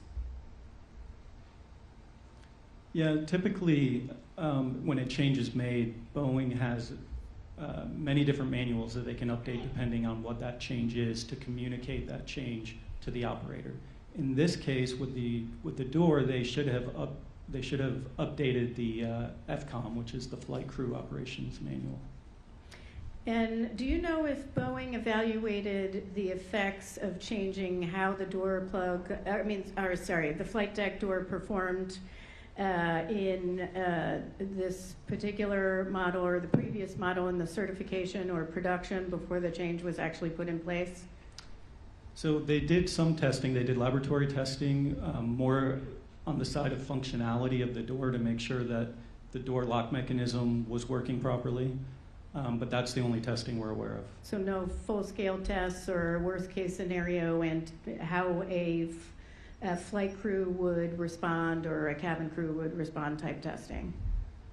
I'm unaware of any testing like that. Okay, great. Did Boeing, and they did not ensure the manuals or other materials were updated, but now those are updated, correct? Correct. Okay, and one last question for Mr. Fox. On June 18th, an article ran on NTSB's intranet, which I thought was excellent, Colleen, entitled Under the Hood Series, How Do We Find Things?, which states, every successful search begins with coordination, bringing together the right data, tools, and experts to act quickly while the trail is still fresh. I do want to thank Colleen for her work in writing the article and her work and the help from the Office of Research and Engineering. Not a lot of people understand how we find things very quickly. I will tell you, being the person who was at the press conference, when I announced what neighborhood it might be in, I feared for that neighborhood and the onslaught of people that would be in it looking for the door plug. But Mr. Fox, can you talk about how we go about calculating, modeling, and using data to narrow the search zone? I think that's not something a lot of people understand, and it is a lot of work. I will put in a plug for Bob's class one more time, who we visited while we were on scene, and Bob has since retired. That was the Catlin Gable School. But if you can talk about how we do that. Sure. It can be a complex process that is a multidisciplinary effort from engineers, meteorologists, drone pilots, and search teams throughout the process.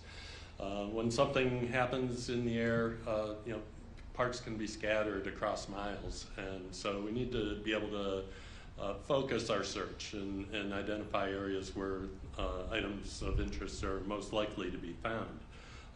So we start with a ballistics analysis, calculation that includes factors such as altitude, airspeed, an incline angle relative to the initial separation, and then to understand the trajectory of those parts as they fall. We're looking at factors such as mass and shape of the part that can affect that trajectory. We get meteorologists involved. They're looking at the winds aloft and giving us that data because those will affect how those parts fall, especially aerodynamic parts that are lighter weight. The wind can carry those. And then in this case, the MAD plug, it has a relatively large surface to volume ratio, so that also gets affected by the winds aloft. Once we do those calculations, it kind of gives us a probability plot of where to focus our search. And then we can get drone pilots involved. We have a drone program.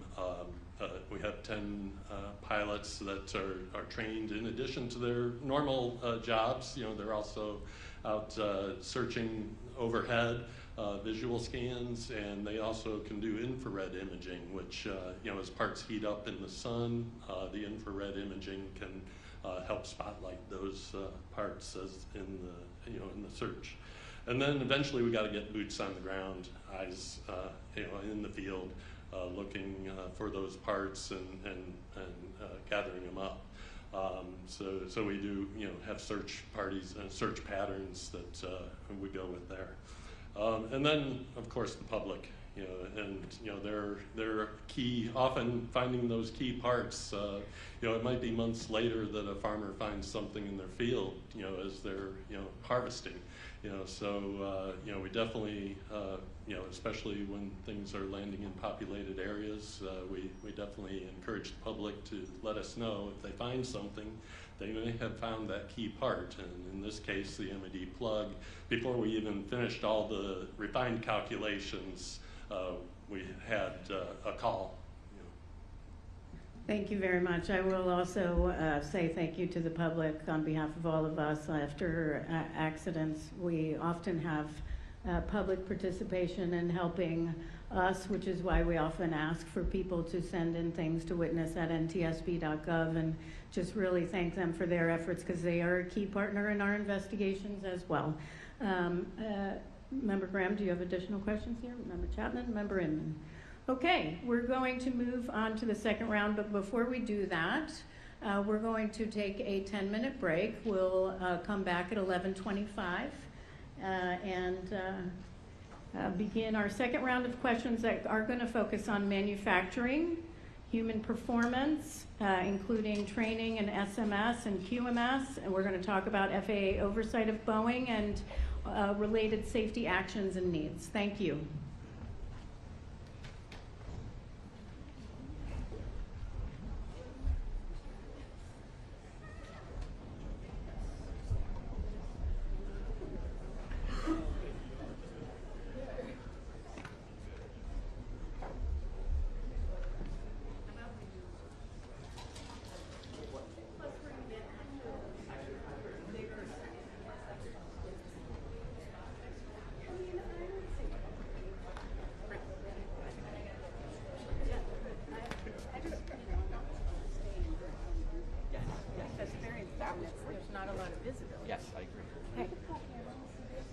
Oh, hi, I'm going to go to the restroom. I'm going to leave you with Eric, who is our president. Go for it. What can I do? Yeah.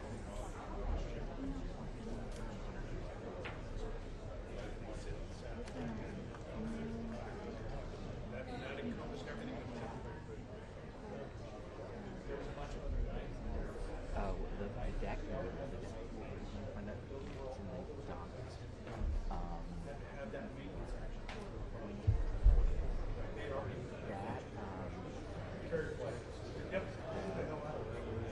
Send me the pages.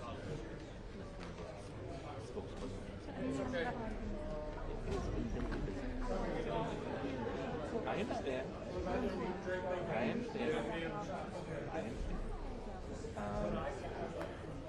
Yeah, I'll forward that to, I'll have you go back on that.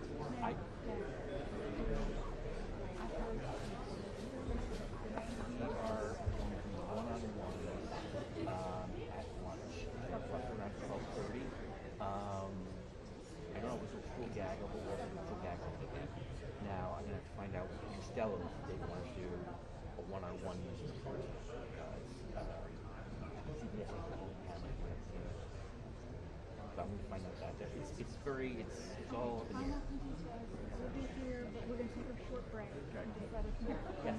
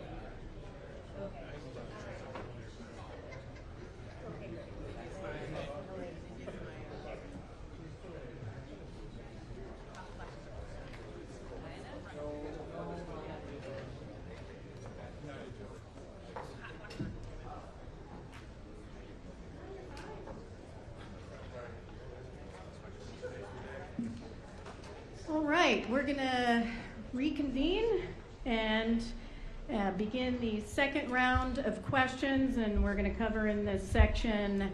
And just so you know why we do put these in sections is to actually enable the public to follow along with the discussion, because there is a lot. When we do an investigation, and we want to make sure that the public can follow along in certain sections. So the second round will cover manufacturing, human performance, FAA oversight of Boeing, and related safety actions and needs, which will include discussion of the design enhancement to the mid-exit door plug. We're going to start with Member Graham. Thank you, Chair. I'd like the team to explain a little bit the structure of how the FAA Certificate Management Office conducts oversight of Boeing, as in things like where are they located, what does their oversight entail, and how many inspectors were assigned to Renton at the time of the accident?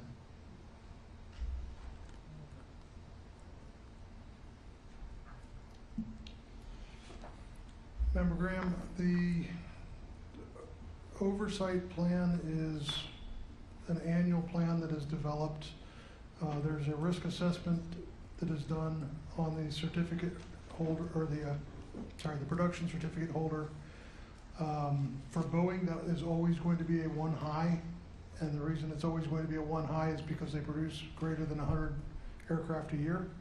So I don't foresee ever there being a scenario where Boeing doesn't produce at least that. So because of that, that requires a minimum of 18 audits be performed on site per year, and that's not limited to any one facility, that's in general.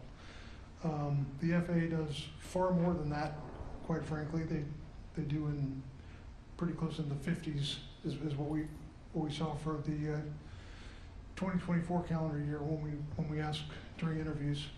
In addition to that, every 2 years they do a certificate audit, so they look at the basis for the certificate, for the production certificate, in addition to the 18 that they perform, a minimum of 18 they perform annually. The one thing I will say is there is not clear definition based on our interviews that there's a defined work scope. In other words, they kind of get to figure it out as they go and look at what they want to look at, as opposed to, let's say, an air carrier where they have very prescriptive inspections that must be performed that cover the entire certificate. So we did not see that in the production side. Okay. So just to add to that too, you asked about the number of inspectors. Yes. Prior to the accident, there were 34. 11 of them were aviation safety engineers, and 23 of them were aviation safety inspectors. Okay. Those numbers, do we know what they were like pre-2018? Were there more inspectors or less? Do we know? We do not know. I don't know. Okay. I see that in fiscal year 2023, there were 76 audits, I believe, what I read in the report. And there was a comprehensive audit in June of 2023 of the Boeing's quality management system. Is that correct? Yes. And I think that's the every 24-month one, correct, that you were talking about? That is correct. Okay. And I was looking at this, and it says the audit includes examining Boeing's QMS for compliance with all 15 elements required by law, including supplier control, manufacturing process control, inspection and testing, and control of quality records. Is that correct? I can say that staff did not see evidence of all elements being covered during the interview process. In other words, they couldn't define for us when they were going to look at any one of those elements in a given year. Okay. Do we know what the results of those audits were? Were there non-compliances? I do not know. Okay. I think I read, looking at through the docket, that there were 68 alleged non-compliances in that 2023 audit. And one of them was FAA identified training deficiencies as an area of concern, particularly with workers not knowing how to find the manufacturing documents needed to complete certain tasks. Did the FAA identify a lack of on-the-job training as one of these deficiencies? I do not believe the FAA narrowed it down to that specific source. I think it was considered as training as being more holistic. Great, thank you. See, my time's up. Thanks. Thank you, Member Chapman. Thank you, Chair. Dr. Woods, I think this is a question for you, but certainly I'll welcome input from anyone who'd care to weigh in. The draft report we're considering today includes a recommendation which would call on Boeing to develop a process that, and I'm essentially quoting here, identify escapes that result from human error, assess those escapes using a system specifically designed to identify factors that contribute to such errors and implement effective mitigation strategies. You might recall that after reviewing an earlier draft, I expressed some concern that such a process might simply be layered on the existing and relatively complicated procedures that are already in place. Those procedures, of course, ultimately proved inadequate to safeguard against the human errors that resulted in failure to properly reinstall the door plug on the accident aircraft. In response to my concerns, you helpfully explained that the process envisioned by this recommendation is seen as something of a bridge between the current state of affairs at Boeing and full implementation of Boeing's relatively immature safety management system. Would you please talk about the relationship as you see it between Boeing's existing quality management and safety management systems and how they would relate to the proposed new system to identify escapes that result from human error? Absolutely. So first we need to define what a QMS is, a quality management system, and that is ensuring that the thing that you are producing meets its certification and design standards set by the regulator, and that it also meets essentially what the customer wants. A safety management system is the function under which the hazards in completing that QMS work are identified and risk mitigation process is in effect. What we see with Boeing is that the QMS has been around for a long time. That is well established and that is very robust. However, on the safety risk management and the safety management system side, where that hazard identification has, as you pointed out, it's still a very immature product. And while we were there, we found that even within the upper tiers of Boeing, it was still very siloed. They were their own individual categories. In order for it to be an effective system, they have to be bridged. That should be a symbiotic relationship with, again, quality, ensuring that the quality, the consistency, the certification standards are being met, and the safety management system is in effect with everybody down to the production level being able to identify the hazards that are going on from day to day while creating and meeting essentially design certification standards.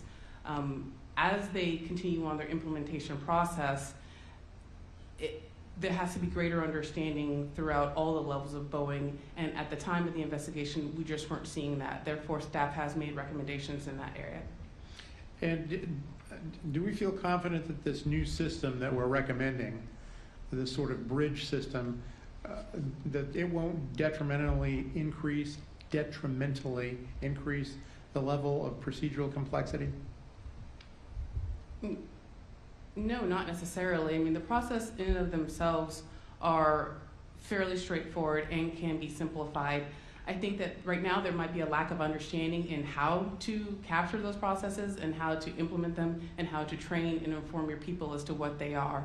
So for that, absolutely, there could be some growing pains that needs to be worked through, and that definitely helps with, for instance, oversight to come in and do that course correction when it's needed. But the processes behind safety management systems are actually fairly simple, to the point where even a one-person operator Part 91 operation can have an SMS of 1. It's designed for that. Thank you.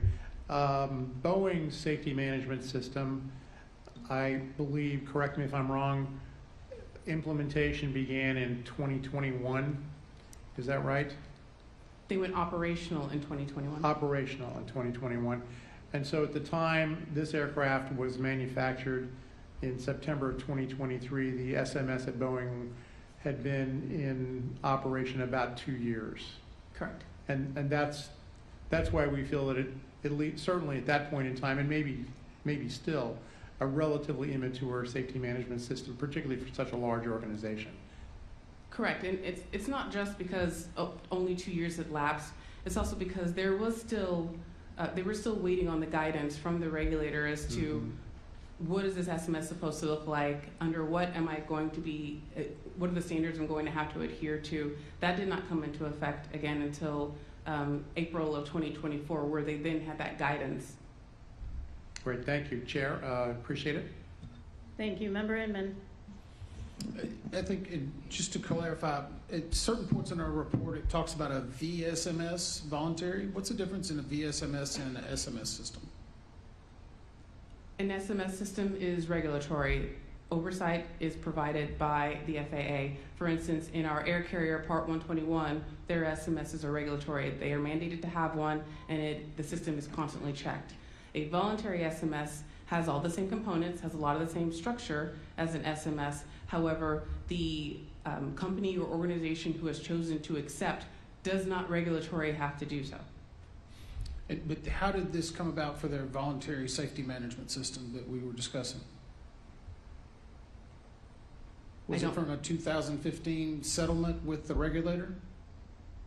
So in 2015, there was a settlement that mandated that Boeing create an SMS system. However, again, there is no function for a regulatory SMS system. At that time, Boeing started their journey. Much later, in the AXA Act after 2020, then it was, the rule actually went to the FAA mandating the fact that they had to develop a mandatory SMS rule for Part 21 production and some others to fall under. Okay, and I guess I'm going back to, in 2015, 10 years ago, this was an issue. Obviously enough to where there was a settlement agreement between the FAA and Boeing. But it was still in its infancy 8 years later? Yes. How long does it take to grow up? Well, sometimes I think history forgets itself because, for instance, with commercial aviation, the Part 121, they went through these same growing pains in developing SMS. It wasn't something that was developed overnight. There were a lot of systems of trial and error to put what they felt they needed in place. The reason is because it didn't exist before that. So they had to make the determinations. They had to get the regulators' help. There was, again, a lot of trial and error to determine what this should look like. How do we do hazard identification? How do we build risk mitigation? How do we even do quality assurance and determine what it is we need to check after the fact? When it came time to look at the production side of things, there was a lot of things that they adopted from the Part 121 SMS structure in terms of, for instance, the 4 pillars, kind of the framework of what it should look like. But hazard identification is a very different environment to which those two, commercial aviation and production, work in. That had not been provided to them. So they also had to grow up systems of trials and errors to determine what does this look like? What should we be looking for? How do we conduct risk assessment? Also with very different people than you might find in a commercial aviation environment. Part of that is on the regulator. The regulator has to provide that structure, has to provide those rules as to what a company should adhere to. And that did not come along until 2024. So while you can work towards a product, I liken it to like building a house. You're trying to build a house and you don't get the blueprints until about 9 years later. Is that not a little bit concerning? I mean, whenever we talk about trials and error in the production of aircraft that are being used to take people on public transport, I don't know that that's really a great excuse. I'm not blaming you for it, but it's obviously embedded of this system itself. But trials and error, and 9 years later, they still don't have the blueprint for how to manufacture an airplane. America invented aviation, and we're still figuring out how to try to make it safe. I think there's a misperception in what I said, remember, and the trials and errors are on building the processes and understanding what the structure of your system should look like, not necessarily on the manufacturing side. The trial and error is in who do we have to have in place? Who are we supposed to train? At what level should they reach? Who should know about what? That sort of thing. That structure is where the systems of trials and errors took place, both in the air carrier side and in the production side. Okay. I may go back to that next round that we go around, but I guess just for quickness, the last question from this round. Why are quality assurance inspectors not signing off on the totality of a project? It sounds like when this MED was taken out, should it have been looked at from a quality assurance perspective? Should it have been? The answer is yes, but since no removal document was generated, there was no sign-off to drive any QC, QA inspector to do the inspection, so it was the lack of documentation that caused there to be no quality assurance buy-off at the end of the day. Great. Boeing 737 production line personnel who provided statements to the investigation included 24 door team personnel, the door manager who was on long-term medical leave, 2 quality assurance inspectors, 2 senior managers, a blanket installation manager, and others. Spirit personnel included 3 managers, 3 mechanics, and 1 quality assurance inspector.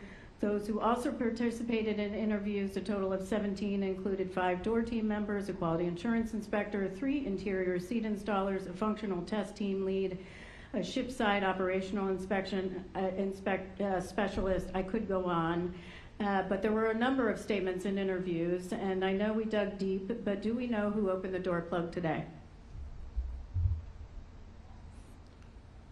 Based on the written statements and interview, no one had knowledge on who opened or closed the MED plug because there was no removal paperwork. So we don't know who opened the door and closed the door, and I know there's a lot of focus right now on people, and certainly there was after the accident itself, who did what when, but our aim was to figure out what, not the people, what was most important in the investigation. What was important in the investigation is the process was not followed. The process failures, that's exactly right, and that was certainly part of it. Now, what happened to the bolts, do we ever know, that were originally in the door plug? We do not know where those bolts are. Do we have a sense of what we think happened to them? Those bolts may have been discarded. Okay.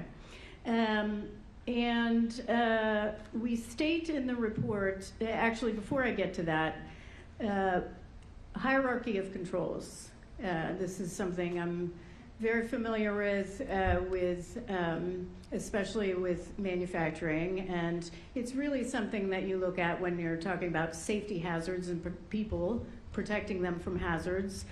But for hierarchy of controls and ranking of safeguards, measures to put in place, the most effective measure is certainly to eliminate a hazard. Second most effective is to substitute it. Third are engineering it out, engineering controls. We're talking about a modification to the door plug and some engineering design enhancements. Least effective is administrative controls, training, procedures, documentation. Why? Because it relies on humans. And finally, protective equipment. So my question to you is, we state in the report, I have 2 questions. Boeing's quality escape guidance did not adequately address controls for human error. What controls are in place today to prevent this from reoccurring? So specific to this accident, as Mr. Crookshanks mentioned earlier, there have been design changes to the MED plug itself. As we can't do elimination, which as you pointed out is the highest level tier, so the next is engineering controls, and so that has been taking place. But we do have to look at the process and the people as well, and so going down that hierarchy of controls chain, the biggest process change that needs to happen here is, as I mentioned earlier, is you have a QMS and you have an SMS. They cannot be siloed, they cannot be independent things, they have to be a symbiotic relationship. They have to work in tandem to ensure that the highest standards of quality, certification, and safety are consistently met. And so that is the thing that Boeing has to be marching towards. And again, that is one of the things that we have found is important enough to our staff has proposed a recommendation in that area. And I want to put an exclamation on that point. I thought that was very well said, Dr. Woods, because Mr. Cruikshanks is probably going to talk about the design enhancement, but that's still going through the certification process, right? So that design enhancement isn't in place. Those engineering controls are in place. So the question is, could this happen tomorrow if you do not have the right SMS and QMS in place? There is always a potential. Did you want to add? I saw you move. Sure. Yes, ma'am. Thank you. In Mr. Cruikshank's presentations, not the least of which is the continuation of the AD, which was required as soon as the problem was discovered after the accident. So that's still a thing. It's still being used today. It is an administrative control, and as you've noted, that is generally less effective and less preferred over engineering controls, which we have recommendations to ask Boeing to keep pursuing those aspects as well. There's a few other things besides the AD. There's been some adjustments to the production line. There's been additional inspectors put, be careful with the word inspector. There are more eyeballs on the production of airplanes, and some of those eyeballs come from customers, and they also come from Boeing in other locations like Spirit. So there are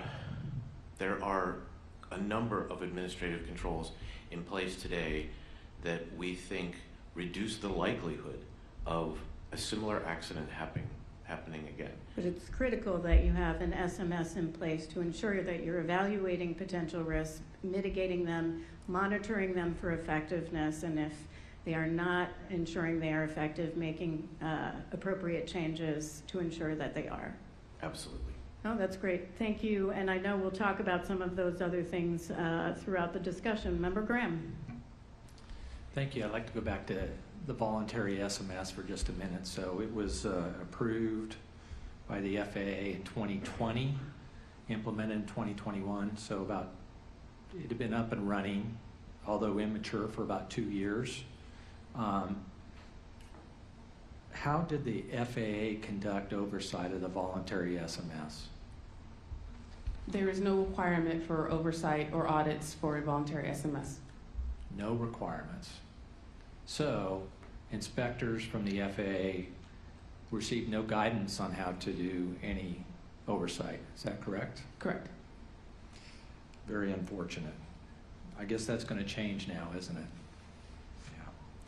Yeah. I'd like to move on to the hiring of employees.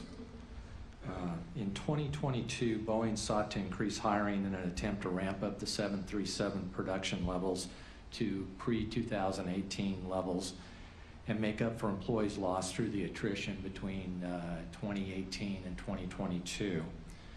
The report simply states that during that time, Boeing hired people, many whom had no previous manufacturing experience. Do we know how many people were hired, like say from 2022 to 2023? Any idea? I did request that information and I have reviewed it. It was some time ago. I don't remember off the top of my head, but I do believe ballpark that they went from about 4,000 employees to about 7,800. Okay, wow. Do we know if their hiring criteria changed during that time because of inexperience? Staff did not ask that question. However, we do believe that the non-manufacturing experience prior to hiring was not considered at that time. So at that time, I would say no, it was highly unlikely they considered that in hiring. As for today's hiring practices, that's not information that we've received. Okay. Before the accident flight, do we know how many hours of training were required for new Boeing door personnel? Do we know how many hours they needed to complete? I do. So again, all employees, regardless of their job series, had to go through foundational training prior to the accident, about 168 hours worth of foundational training, and that would cover things like hazardous materials identification, the basic things that you need to be a technician on the production floor. Specific to the door crew themselves, the training was a matter of on the job, so there was no dedicated set of hours or prescription or grading system that was involved in the OJT. Is essentially you were released to the floor and experience, you have your routine task, and experienced technician then teaches the less experienced technicians how to do the job. And would that be for doing the writing removals also? Correct. So there was no structured training other than on-the-job training for recording removals? Not prior to the accident, no. Yikes. Okay. Now, as we mentioned before, there had been some issues identified with the removal process. There had been an SRM that was currently work. So there had been training sessions that had occurred over the last 11 some odd years to where issues with the removal process have been identified, and there have been quality alerts, things of that sort. So there had been training opportunities to which people had to review the training and then sign off on it in some format. So there had been structures like that, but that is reactive to an issue having been identified. So has that all been changed now? It has. Removal training has been incorporated into foundational training now. Okay, great. I see my time's about up. Thank you. Great. Member Chapman. Thank you, Chair. I believe this has been discussed already, and I apologize, but can you remind us where FAA is in the process of requiring safety management systems for all aircraft manufacturers? I don't think I understand the question. So, there's a rule now by Congressional Act requiring safety management systems for all aircraft manufacturers. Where is FAA in that process now? When was the rule? Has the rule been made final? The rule was final as of May of last year.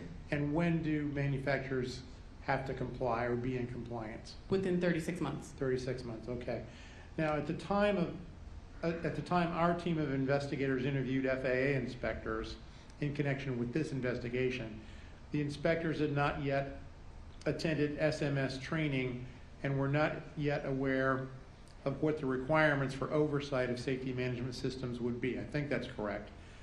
Where does FAA stand now? Do we have any sense of that? So several of the inspectors that we had talked to at the time that we were conducting the investigation have either been or have scheduled dates for attending the SMS course that they have set for them. They've also done a lot of extra hiring, though, for all ASIs. I do not have the information of the new hires. However, I think that the plan is generally those that were there first, they get through the program first. They do have a requirement, though, that upon hiring that they have to attend the training within 2 years. But it does sound like FAA's got the training in place. They're starting to get folks into the pipeline, get them prepared for this so that they'll be ready to go when the time comes. Correct. So this is always a concern, of course. With enhanced oversight responsibilities, does FAA have the personnel and the resources necessary to conduct proper oversight of Boeing, specifically Boeing's safety management system?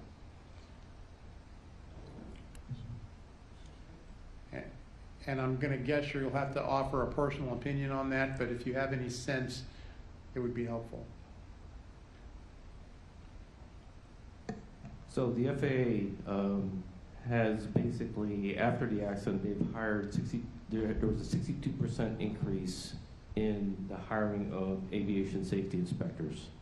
So it went from, before the accident, there were 34, and now after there's 55, they have more plans to hire additional people with regards to the oversight of the Boeing certificate. And those are inspectors specifically for the purpose of inspecting at Boeing? Correct.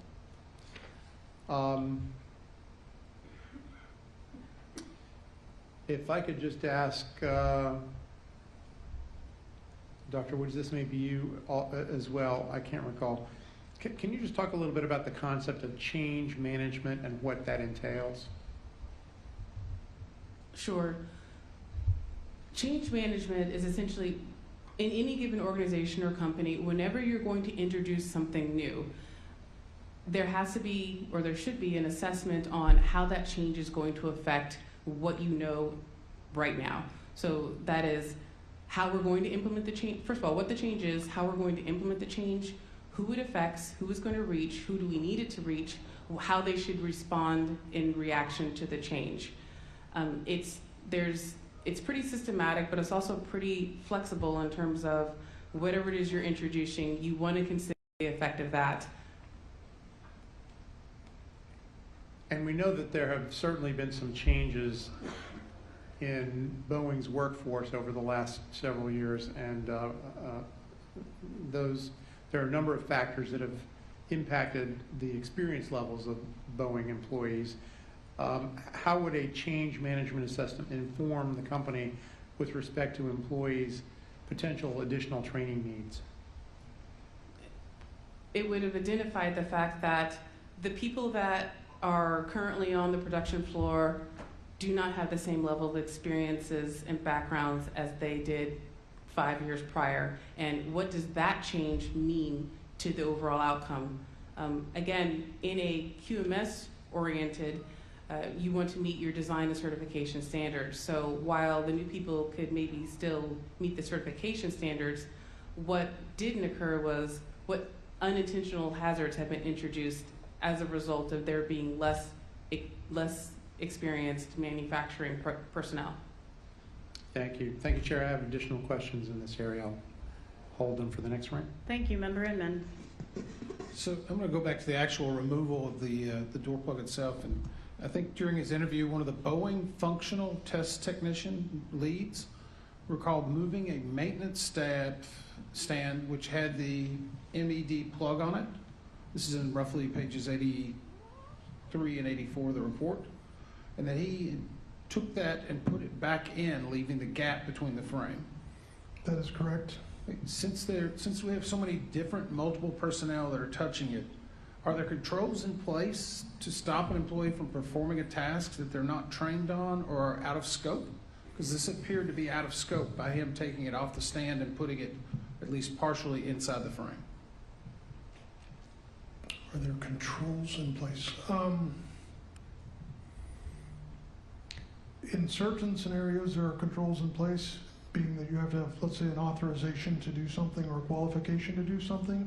And in those cases, CMIS, which is their automated computer system, would prevent them from signing off a task that they were not qualified to do. But there were no qualifications for doors and or door plugs on a 737, so there was nothing that could prevent a person from doing that. So basically, if someone's not trained, they could still do it. It just wouldn't end up in the system. Well, if the system, if it was a documented step, in other words, it was a sign-off step in an IP, and that sign-off had a qualification to it, then you must have that qualification in order to be able to sign that step off. So if you were not qualified, even if you tried, it would not let you. So someone who was qualified would have to be the person to sign it off. What you're talking about is not signing off something that doesn't exist, and I can't answer how that would happen. That's okay, that's fair. But in this case, we identified, and I think earlier we talked about, there was only one person that knew how to take out a door plug. They had not received any training, but they'd just done it before, right?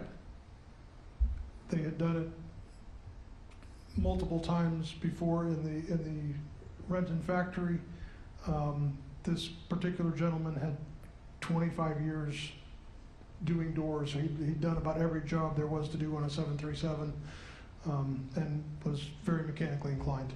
So would he have been qualified to have done that in the process that you just elaborated on? Again, there's no qualification. At the time of line number 8789 going through the factory, there was no qualification for 737 doors, and because of that, there's no limiting factor.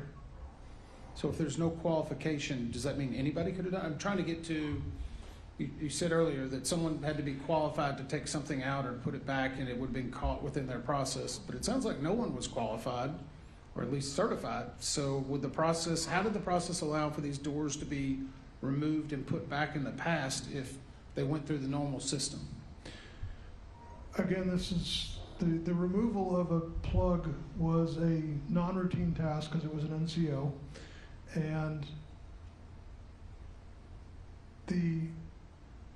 because it is non-routine, it's unanticipated, there isn't a training schedule to do it because it's not something that happens by script. In other words, it's not designed to happen.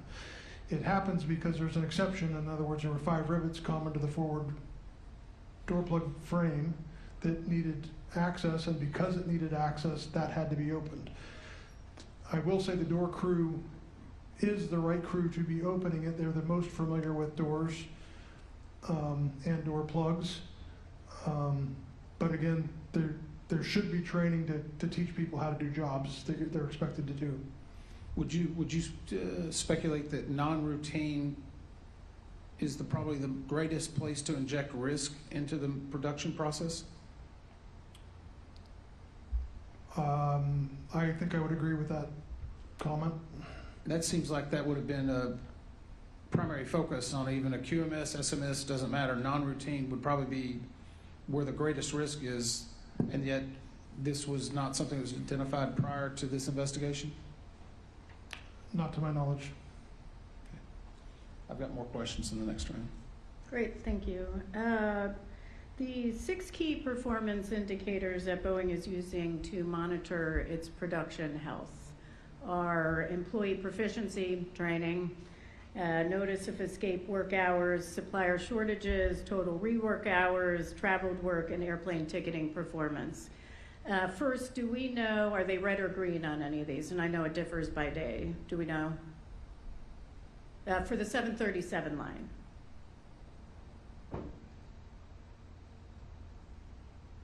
Give me a minute. I think we might have some information. Hold on, I gotta look something up. Okay, well then we'll come back to you on that. How do those key performance indicators, Dr. Woods, differ from what they were prior to this accident? So the performance indicators themselves don't actually differ. They're just part of a larger body of indicators that they previously looked at. Prior to the accident occurring, there's probably somewhere upwards of 100 different indicators for different things that were constantly brought to people's attention. After the accident occurred, and in response to the FAA request to essentially build a plan for making sure this sort of thing doesn't happen again, they identified 6 indicators that Boeing, in conjunction with the FAA, felt was a holistic timestamp, if you will, of everything having to do with the humans. So with that, training, as you mentioned, was the first, to how they're performing on the production, how their suppliers are performing, and then the ultimate goal, which is ticketing, which is getting that aircraft out to the customer. So that was what they essentially narrowed down their hundreds of KPIs to just those 6 to as a special interest item, if you will. Yeah, and you brought this up at the hearing, and I thought it was an excellent question because they are essentially the same. There might be several more components. So what I'm wondering is, how does Boeing and FAA know that they're looking at the right data? What's changed? What's the process change in how they look at that data? How they talk to each other in reviewing that data? So we asked similar questions to a lot of the executive levels, and one exec in particular I think had an outstanding answer, which I think is very valid, is that you don't necessarily know, but you have to start somewhere. And the first thing is again, that holistic approach. We're looking at the humans, we're looking at the production, we're looking at the end goal, which is again, ticketing at the end. So with that, now what are we looking at what are our control limits? And that information is constantly being fed up. KPIs, this process is not meant to be stagnant. It's constantly evolving, it's constantly moving forward. And there may be some time down the road where they discover that, hey, maybe this is not the thing, or maybe something finally gets in control. That means that we just ignore it. Maybe now it's time to bring another indicator that would help further process even more and start looking at that one and going after it aggressively. So I think the takeaway here is that they had to start somewhere. This is a good approach as far as tapping all the different things that we want them to look at in terms of both quality and safety, and then also that it doesn't remain stagnant. They have to keep maturing the product. They have to keep maturing the SMS. And so then later on down the road, again, maybe there will be a different trigger altogether that they'll look at. Yeah, so I think that's an important point, that it not remain stagnant, which is why I asked the question, because we state in the report at the time of the accident, airplane was in production at Boeing's Renton facility. Boeing required no task list, grading structure, or training documentation for the on-the-job training performed by Boeing 737 door team members. Boeing relied on the expertise of more experienced personnel who had also not received formal training. Is that right? Yeah, so what we're talking about now, they're getting removal training as part of the process. What I'm really concerned about is that they're sole focused on door plugs and removals of parts, or certain areas that there might be missing something else in the manufacturing process that they're not seeing right now. Hopefully that would get done in their QMS and SMS, and they're looking at the key performance indicators, but that is my concern, that they look broader. You're welcome to comment on that. We are also concerned about that. NTSB staff is concerned about that, and therefore one of the proposed recommendations in regards to training is not just limited to a door crew, for instance. It's something that we would like them to take a look at for all the job series, and creating a structured program that is identifiable, gradable, scalable, archivable, so that some of those aspects, as you said, what else might be out there in the production, they can also be addressed through that format, not just through the SMS. Excellent, thank you. And Doug, I can come back to you on the next round as well if you don't have that. No problem. Member Graham. Thank you, Chair. I want to go back to the beginning when the accident fuselage showed up at Renton. What's one of the first things that was done with that fuselage? What did Boeing do with that? One of the first things that's done is they do basically a receiving inspection coming off of the train to look for damage. But prior to the okay to install blankets, or while accomplishing the okay to install blankets, they are looking for workmanship defects, anything damaged, torn, open holes, things that don't look right. And this was actually the point in the inspection where they found the 5 discrepant rivets common to the forward frame. Okay, so they didn't find it on their initial inspection. The MED plug was in. I assume they maybe looked at the bolts, maybe not, but they didn't look at the rivets in the frame at that point. Is that correct, or nobody noticed it? The MED plug is actually installed at Spirit. Correct. Prior to departure, and it was not picked up. There were no discrepancies noted departing Spirit, and it was picked up during a okay to install blankets IP during flow day 1, basically. Flow day 1. So somewhere between flow day 1, and that rivet work. How far did that travel down the line? To what flow day did it finally get? It was corrected on the 19th. Well, they drilled them out on the 18th, and they were reinstalled on the 19th of September, which was flow day 10. Flow day 10 or flow day 9? Flow day 10. Flow day 10. It went down the whole line. Correct. Is it different now? Would that be different now with what Boeing has implemented? Boeing has put in place a ready-to-move process that is to evaluate the risk of sending something forward that has open work still left on it. So in other words, they have to have a plan to correct that open work. I think they thought they had a plan when 87, 89 was going through, but obviously that didn't work. So how can I answer your what further question do you have? Yeah, I was out there at Boeing. I looked, and they have a process in place that whether they're going to hold up the aircraft move down the flow or not for certain things, and there has to be a good reason why they're going to move it, and then an actual stopping point where that fuselage will not move any farther, that aircraft will not move any farther unless these certain requirements are completed. So they have put processes in place in this case. Correct. So I have a couple more, but I'll come back at the next round. Okay. Member Chapman. Thank you, Chair. I want to be sure I understand what should have happened after it was determined that rivet rework in proximity of the door plug was required. And if I have this wrong, please correct me, because I really do want to make sure I understand the process.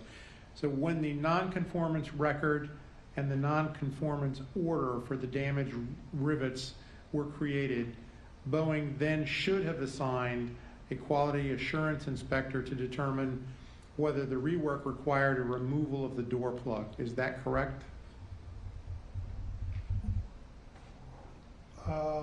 When the NCR and NCO were generated for the 5 discrepant rivets,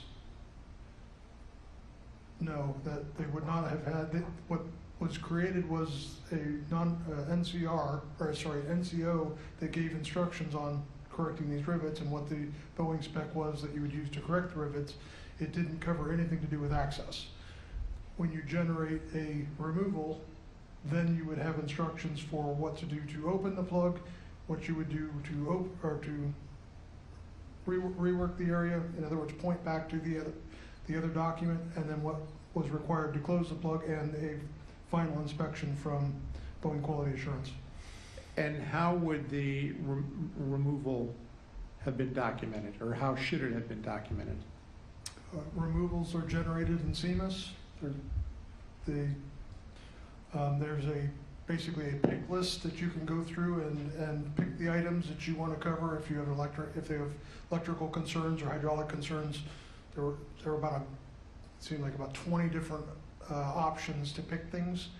But okay to install was always one of them. Okay to remove was one of them, although the okay to remove was generated by a mechanic and the okay to install was generated by an inspector. Okay. At some point, then, a removal record should have been attached to the nonconformance order. Is that correct? A removal record should have been attached to the IP that documented the 5 discrepant rivets. Okay. I don't believe you would attach a nonconformance order to a nonconformance order. Okay. I think fundamentally what I want to get at here is, what has Boeing done to update its processes since all of this occurred to ensure that if a door plug is opened or removed for any reason during manufacturing, that the appropriate removal paperwork is generated and retained?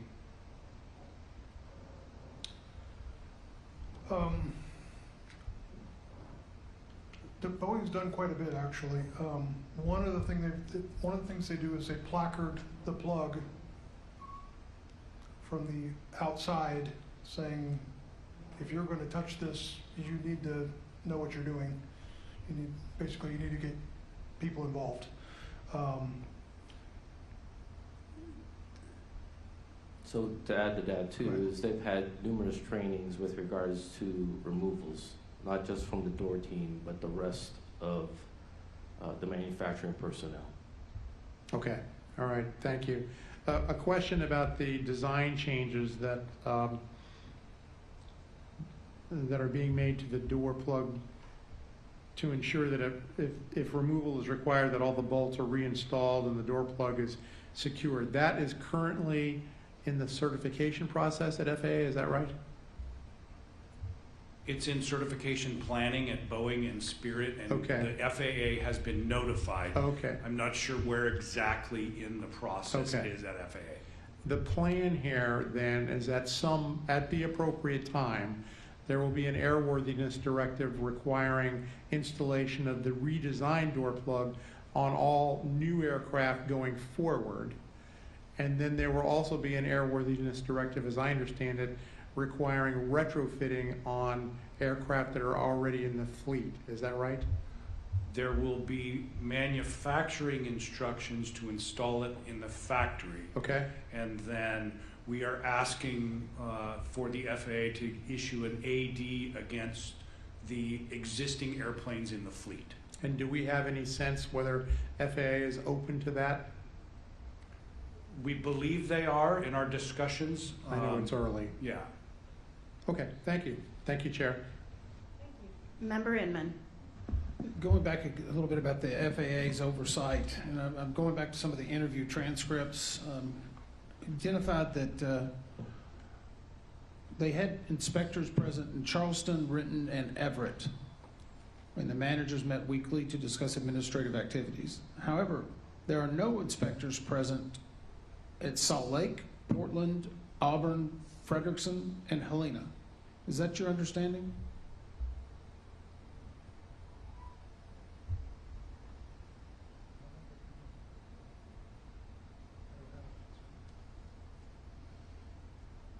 It is under our understanding that they had inspectors at Renton. We did not have discussions with the FAA about the other sites that they had. Okay, this came out of I think the principal inspector's interview transcripts, but it was a little concerning to see that they did not have them at so many different locations. It's because they only receive a few audits per year, compared to say Renton, Everett, and Charleston. I'm going to go actually to Brian Knopp, who testified during our hearing, and he mentioned that he resides in Lakewood, California. He's the FAA's manager of System Operation and Oversight Branch that handles Boeing, GE, Pratt & Whitney for their production on ODA and SMS. You'll recall his testimony? Yes.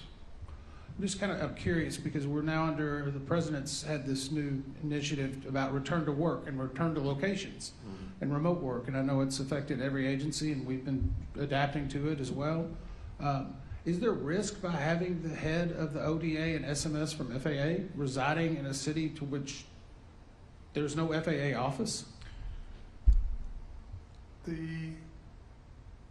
As you mentioned, that oversight group is over top of Boeing, Pratt & Whitney, GE. So you're talking about at least 4 states that someone would have to be in simultaneously in order to be the one person in charge of overseeing all of that. If that was a concern and or interest, then the FAA would have to figure out how to divvy up duties such that you could have a manager in location with near proximity to each one of those facilities. Okay, but there's no office in Lakewood, California. Understood. Also, he is no longer the 580 manager. He's been moved out? I don't know the circumstances. I just know he is no longer the 580 manager. And at the time that he was testifying before us, he had just been moved into that position, I think 3 or 4 months before? I think it was 10 total. 10 months? 10 months? And so we're going through this, I guess, merry-go-round of people in charge of ODA and SMS. How do they get consistency if the FAA continues to churn through individuals in reorganizations and movement? I can't answer your question. Okay, I'll actually point to someone who does help, I think, answer the question a little bit, and that's the Inspector General for the DOT, who put out a report, I think in October of 2024, talking about weaknesses in FAA's oversight process and systems limits its ability to identify and resolve Boeing production issues, and specifically talking about they cannot track milestones, determine potential repetitive non-compliances have occurred. And I know I met with them and their head of aviation safety. They were talking about, even though we credited them with 62% increase, I believe you said, and the Inspector General still believes they don't have enough boots on the ground. Are there enough of people inspecting in a proper oversight role of manufacturing in the United States? The FAA continues to hire people. Whether 62 is enough, that's between the FAA and Boeing to determine. So we don't have an opinion if we said that there was only 40 before and that was fairly low, 62% increase to 55, I think 58. Is that better? I mean, obviously it's a higher number, but does that get us to the point we need? And I'll go to it, I guess, in the next round, but are they putting the right people in the right place?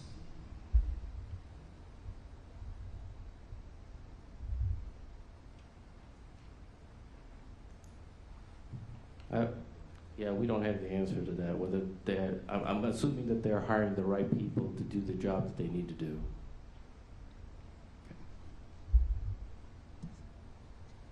Did you look beyond Renton on this? We were focused on Renton. Did you look at inspection numbers broadly at FAA and inspector levels? We did not. Right, okay. So there's been a lot of discussion about the impacts of COVID on hiring. Boeing, though, and I just want to highlight this, the safety deficiencies that we identified as part of this investigation, I want to be very clear, actually stem back much farther. We looked at compliance audits going back to 2013 with issues on the BPI, numerous changes with those instructions for parts removals, which were very confusing. 50 pages, people were confused. It was constantly changing 11 times. But those existed at least since the initial ramp up in production of the 737 MAX.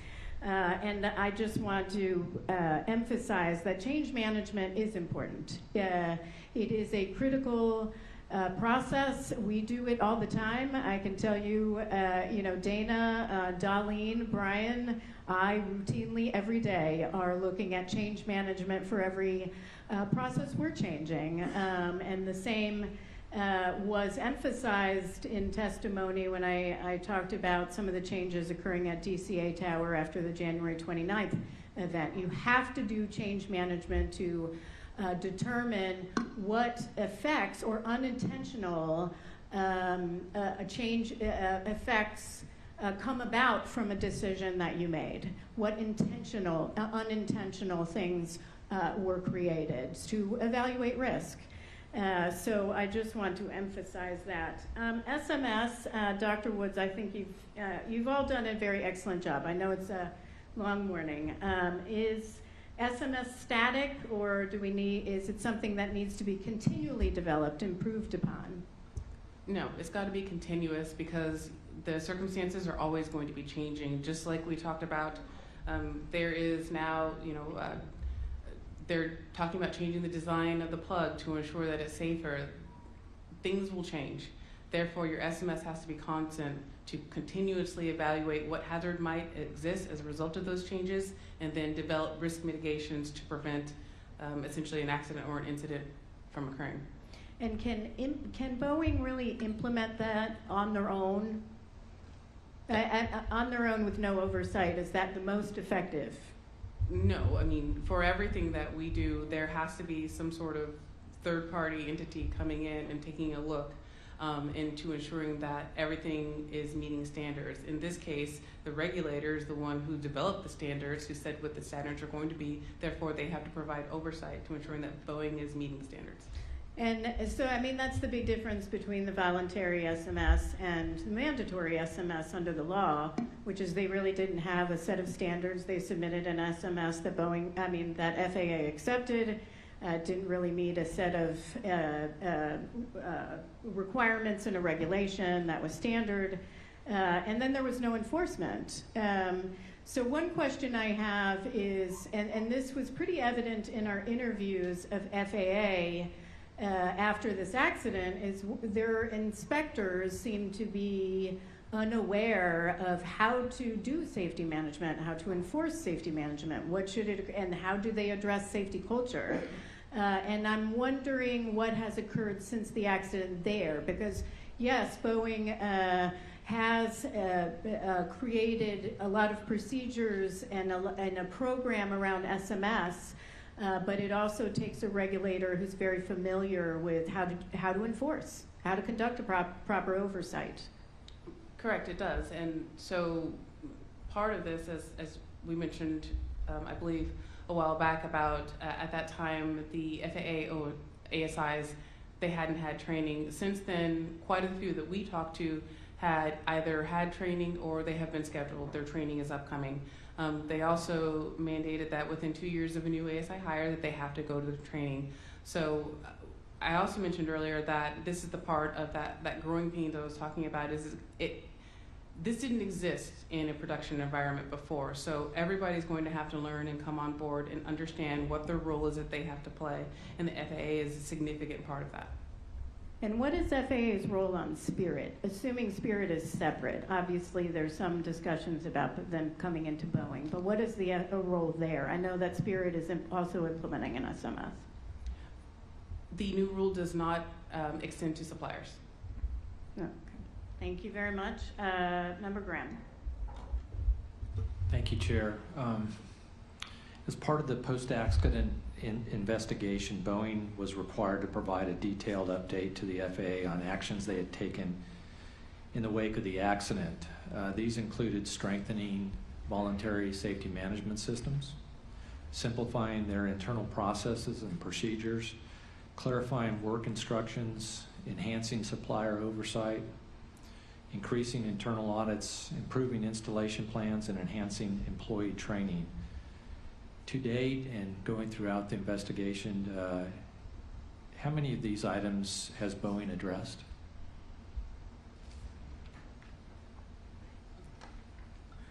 You kind of ran the gambit there, so I'll start with training. They had already had changes to their training program, essentially before we came to this report, like as we were writing our report, and that is that they have increased their foundational training for all technicians upwards of about 57, 60 hours, and it includes administrative tasks such as understanding BPIs, specifically the removal of BPI. That is now incorporated in the foundational training.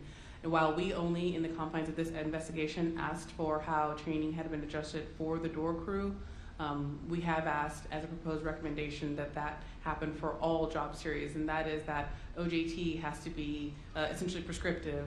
It has to be mandated what it is that you need. What does it look like to be a fully proficient and qualified job series member?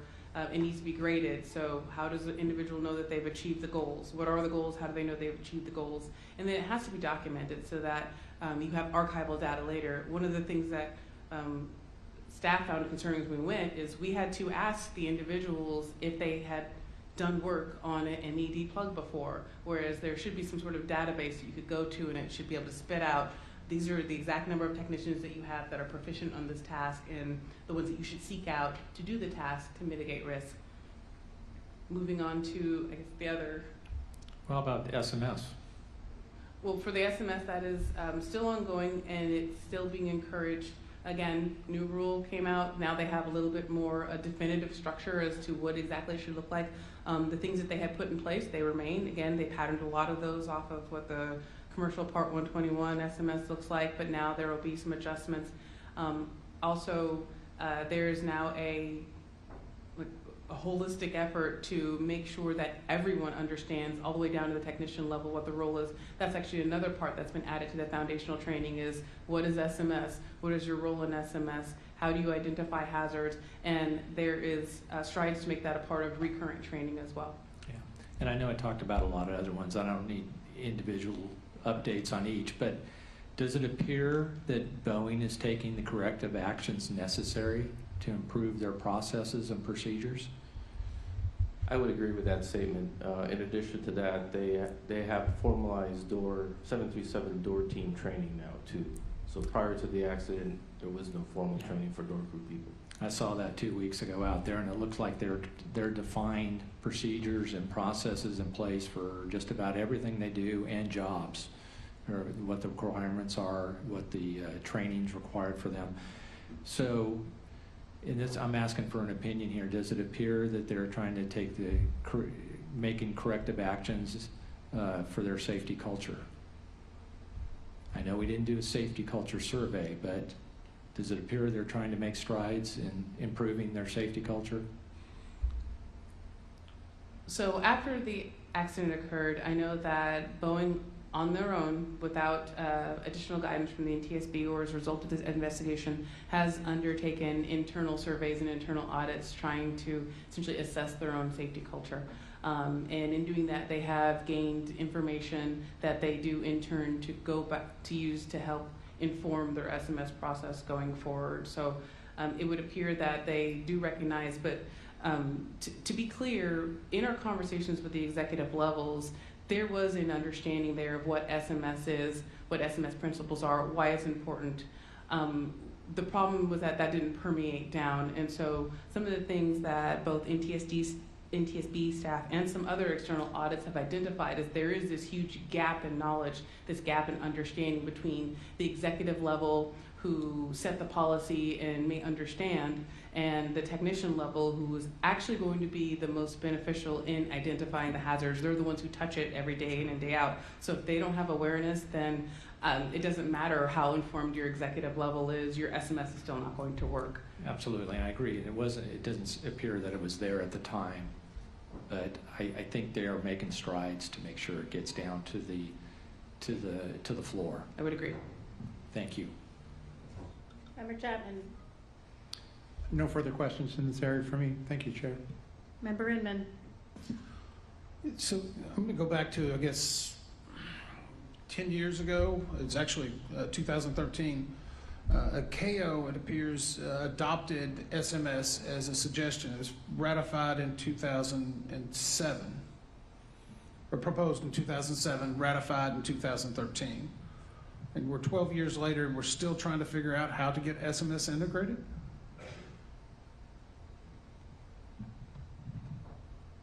Yes. Does that worry you? I think that the things that we've seen and the things we've already talked about and discussed are very positive. Boeing is moving forward. Even within building a process, it's a process to build a process.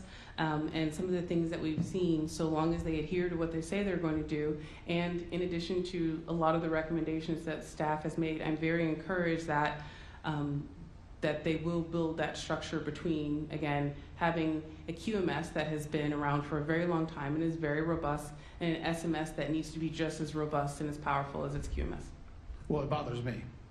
And the only reason I bring it up is I remember 6 years ago, we're talking about MCAS. That was the shiny object of the day.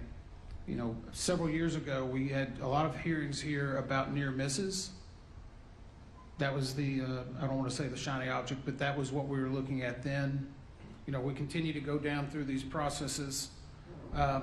Last year, we were talking about manufacturing and supply chain integrity. And now this year, we're talking about air traffic control and helicopter operations. Every year, we seem to have to move on to something else. And I said it during the hearing, it was whack-a-mole then. Just what do you keep trying to push back down? How do we get to a place where we feel comfortable the entire system's working for aviation safety for everyone?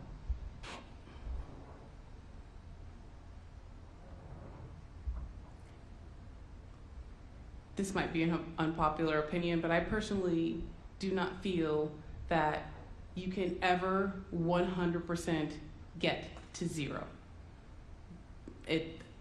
I feel that that is, a lot of people will like it to be that in a perfect world, but that's not what we have here. There is an inherent risk to what we do. There's an inherent risk to aviation. So therefore, the focus and the goal is to get to what is acceptable, how do we identify the hazards, and then how do we contain that hazard by loading on risk mitigations and controls. And by that mean, we decrease the likelihood that we will encounter the hazard, or if we should have to encounter a hazard, we want to ensure that that encounter does not have a very severe outcome. Minimal damage is done with the effect of coming into contact with the hazard.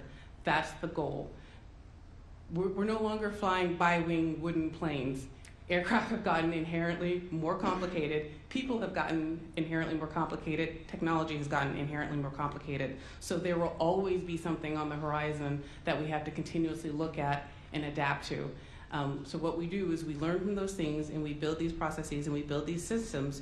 And moreover, we have to have a willingness to adapt and to identify and go, you know what, that's not working properly. We need to identify that. We need to get on it and not just accept things as the status quo. If anything, I can say that might have harmed even Boeing in the past, is they had a very experienced, very seasoned workforce that they relied upon.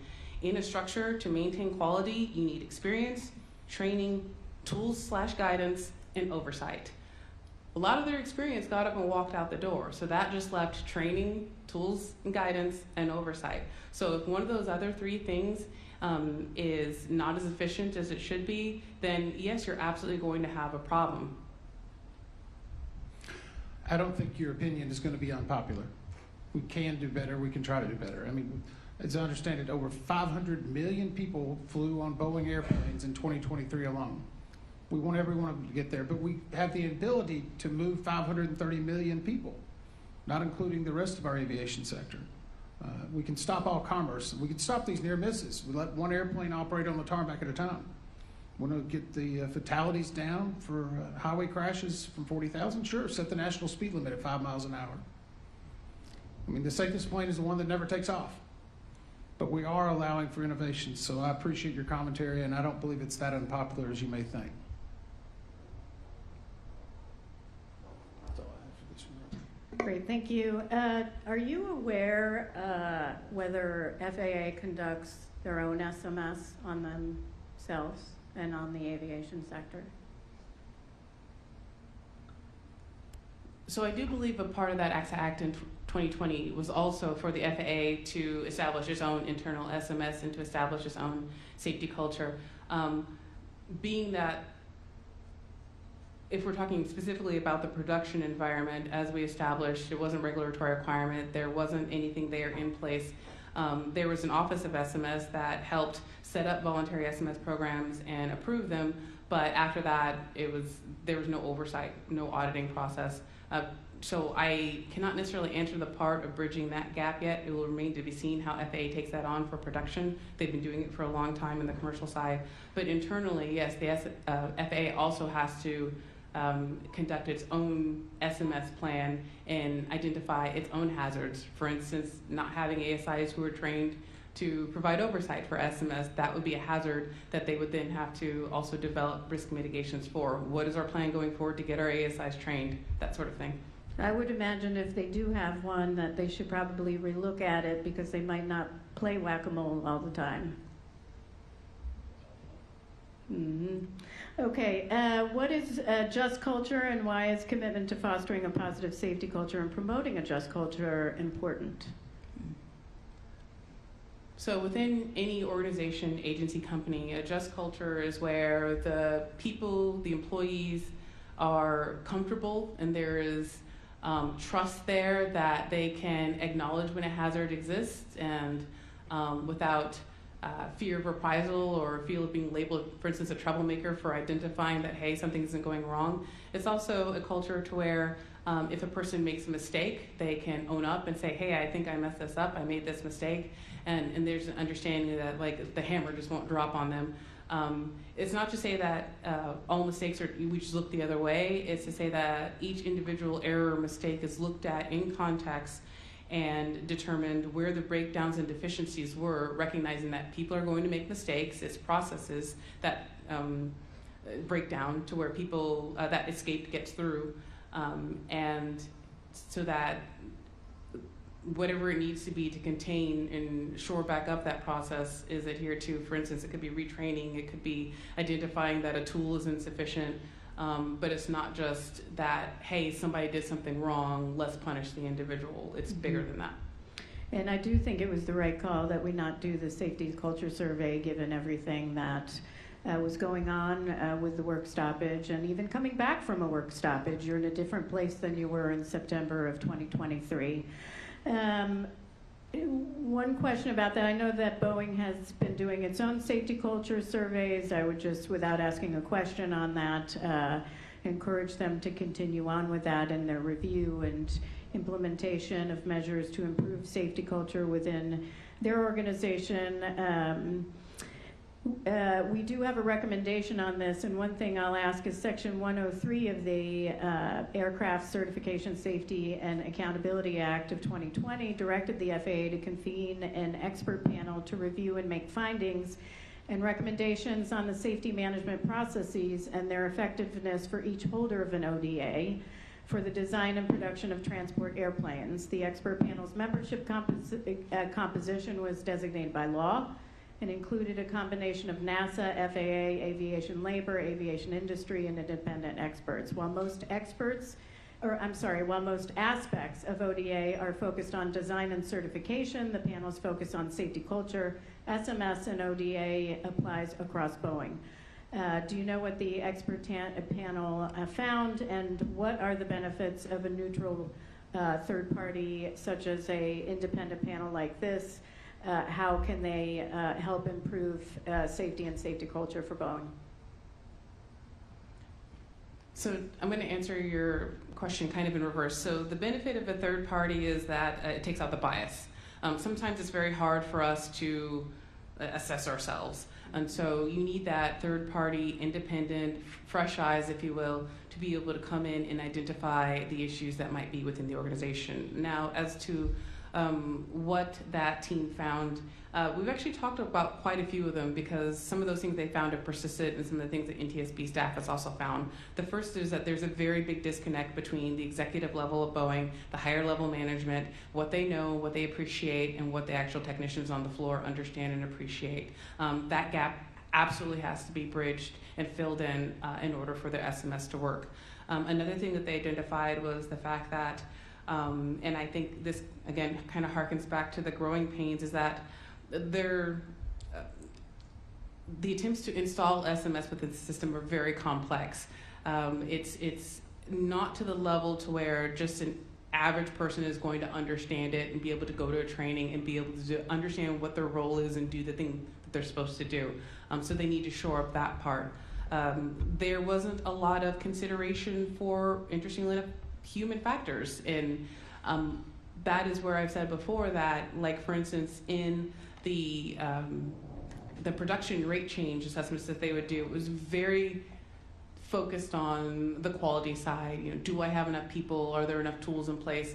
And not quite as focused on some of those intangibles, like are my people actually trained to do this job? That would be a human factors issues. Having enough people is great, but are the people qualified, proficient to do the job? That is another aspect. That's a part that needs to be developed in that SMS side, and then again bridged to the QMS side so those things meet. All of those things are what that independent panel found, and all of those things are largely what we found to persist when we did our investigation.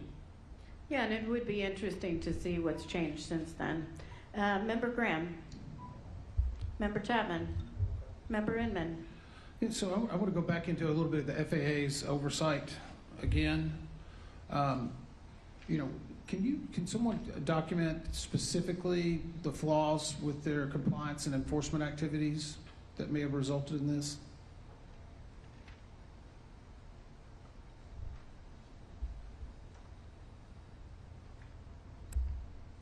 So based on staff's investigation, there were a lot of issues with regards to the removals and what they found during the removals.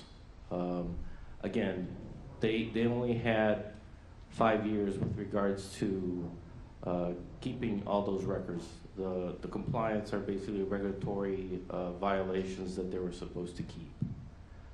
So based off of that, they were unable, the work program asked them to look at the previous issues with regards to any systemic issues with regards to the removals, and that wasn't happening, and that was the case that we found, that they weren't looking at or auditing the things that they needed to audit at that time. But it goes back, I mean, I think we actually talk about it in the report, that in 10 years previously, that the Boeing's BPIs had a history of compliance issues. I mean, despite there being that going on, why did it continue for 10 years?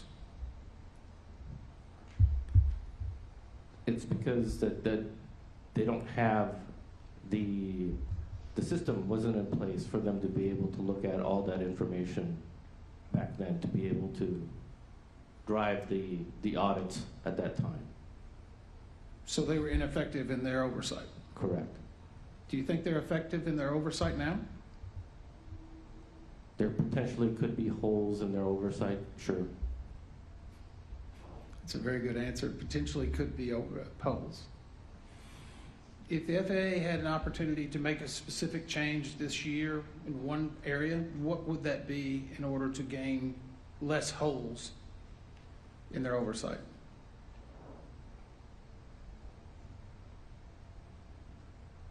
Their risk-based assessment tool needs to be a lot better. So you think that there's a fault in the risk-based assessment? I think that's what the IG found as well, correct? Correct.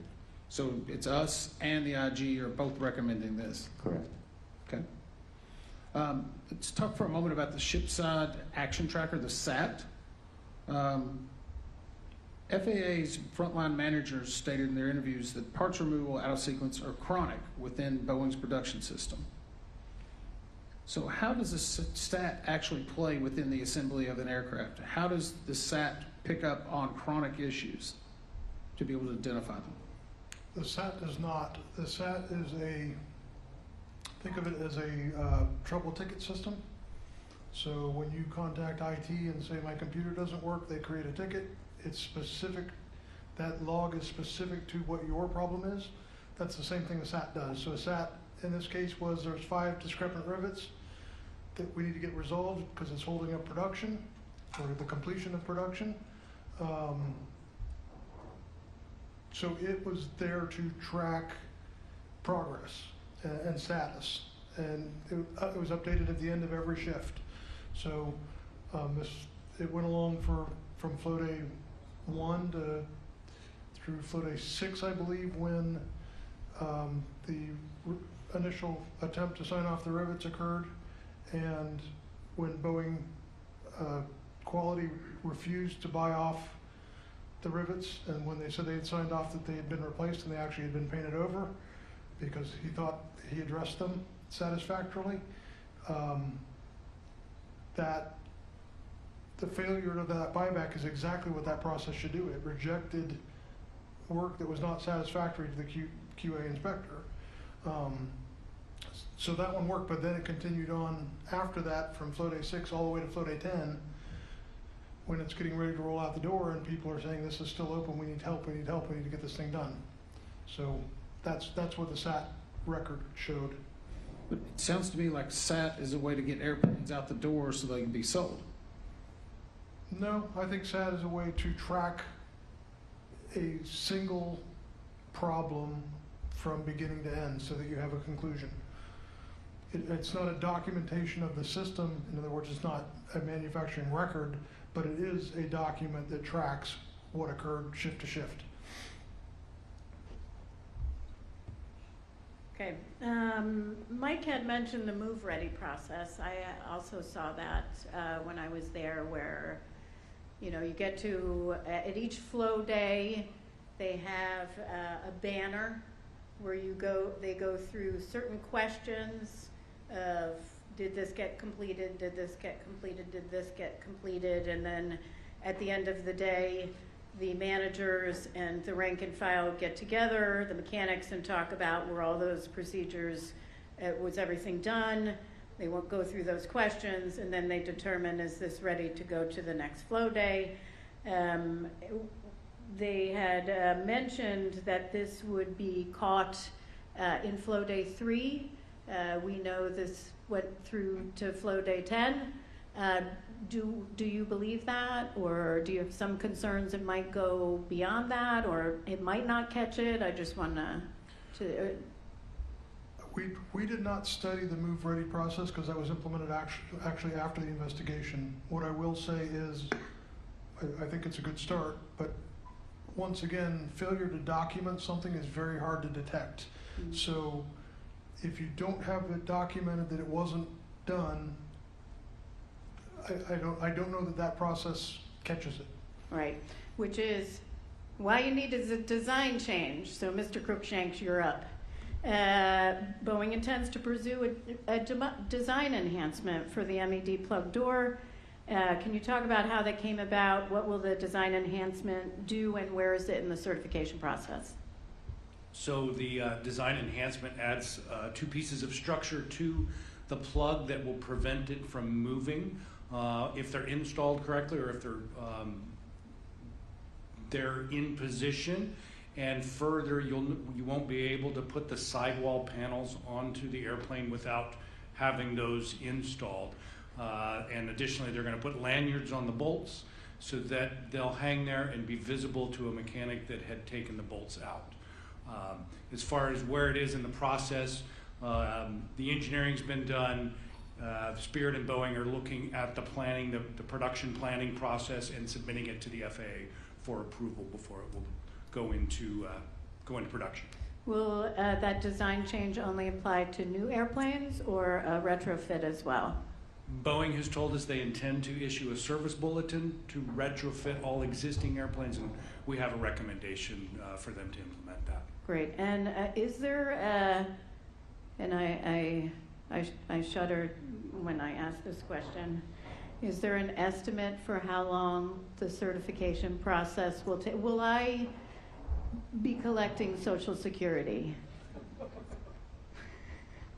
The information we have says that it should be start to be installed in the factory in 2026. So it's like a rush certification process. Okay. Well, maybe they're making, maybe they've done an SMS or some improvement process for certification that does not take 7 to 10 years. Great. In the meantime, they have these other procedures in place, which is a good start, right? FAA, I do want to go back to them on inspections. What type of inspections and specifically what I'm asking is not necessarily quality system audit, principal inspector audit, supplier control audit. Most people don't even know what that means. I'm not sure I do. I'm kidding. I do. But are these before this accident? Because I haven't really gotten a good answer, not from us, from FAA. Were inspections announced or unannounced? Or both? The answer we got during our interviews, well, they were always announced because they set up with their colleagues at Boeing, time, place, location to meet, and they almost always shared what they were going to look at and where they wanted to look at it. Since then, during the hearing, they said that they will share, they will notify them they want to do an audit, but they're not going to share always what they want to look at or where they want to look at it, so you can't prepare for the test. Seems like an excellent idea.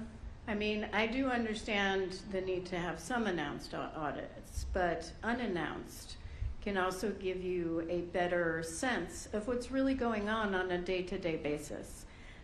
Okay, Member Graham. Member Chapman? Member Inman? I'm going to actually take a moment, I guess, to put a positive spin on something. And I think we often are caught up in tragedies. I know from the DCA midair, what happened in India, we talk about these tragedies, and rarely does everyone ever focus on tragedies that don't happen. So could someone from the team tell me, was this plane certified for ETOPS?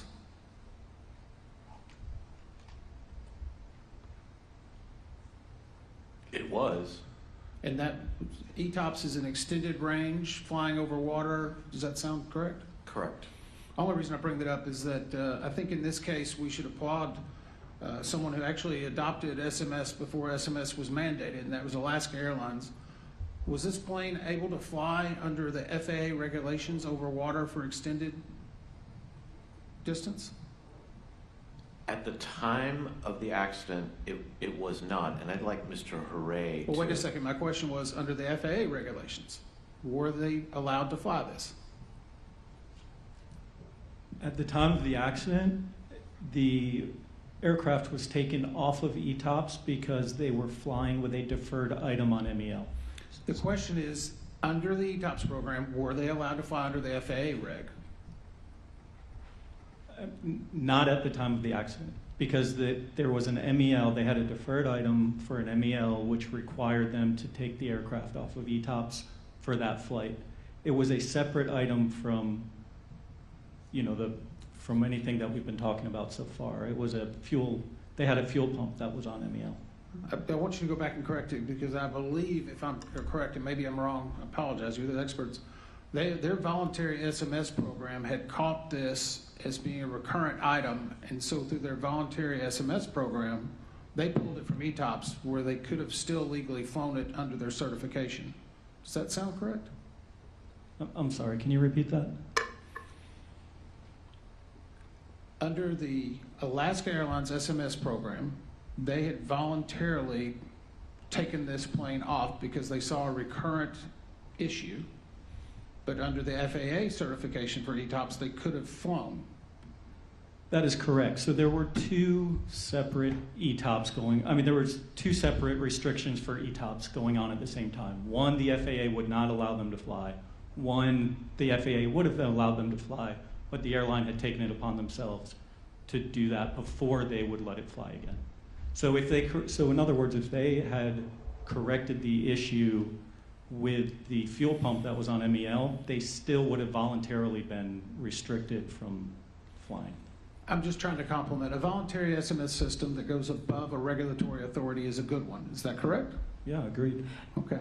All we have to do is get to yes on that. Sorry. If I can interject though, Yeah. Alaska Airlines program is a regulatory SMS, it's not a voluntary SMS.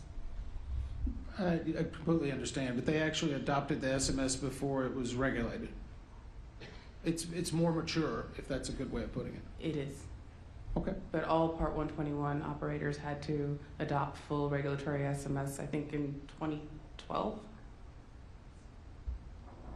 Question mark. It's okay. I just want to call out, there's operators out there that are flying, and I know others that are trying to go beyond the mandated level of safety, and for that we should applaud those, because this could have been a much bigger incident had we seen a door plug over a water or extended range. Luckily it was in Portland and was able to return very quickly. The circumstances we talk about would have been very much different had not the system worked in certain places. Can we get yes to that from anybody? I concur. Thank you. I guess I want to also one quick thing about this removal, and has to do with rig documents. Whenever you're talking about rig documents, this is how certain members of the team learned how to take the door plug out. I guess is that correct? A rig document is an IP that checks the door plug for dimensional flushness. So no, it's not a teaching tool. It's a instruction to measure the door plug to make sure it's got proper gaps centered and it is not out in the wind stream. It's underfared for fuel efficiency. But it's the team lead has understood it, learned how to do this because he had not been trained from reading the rig documents.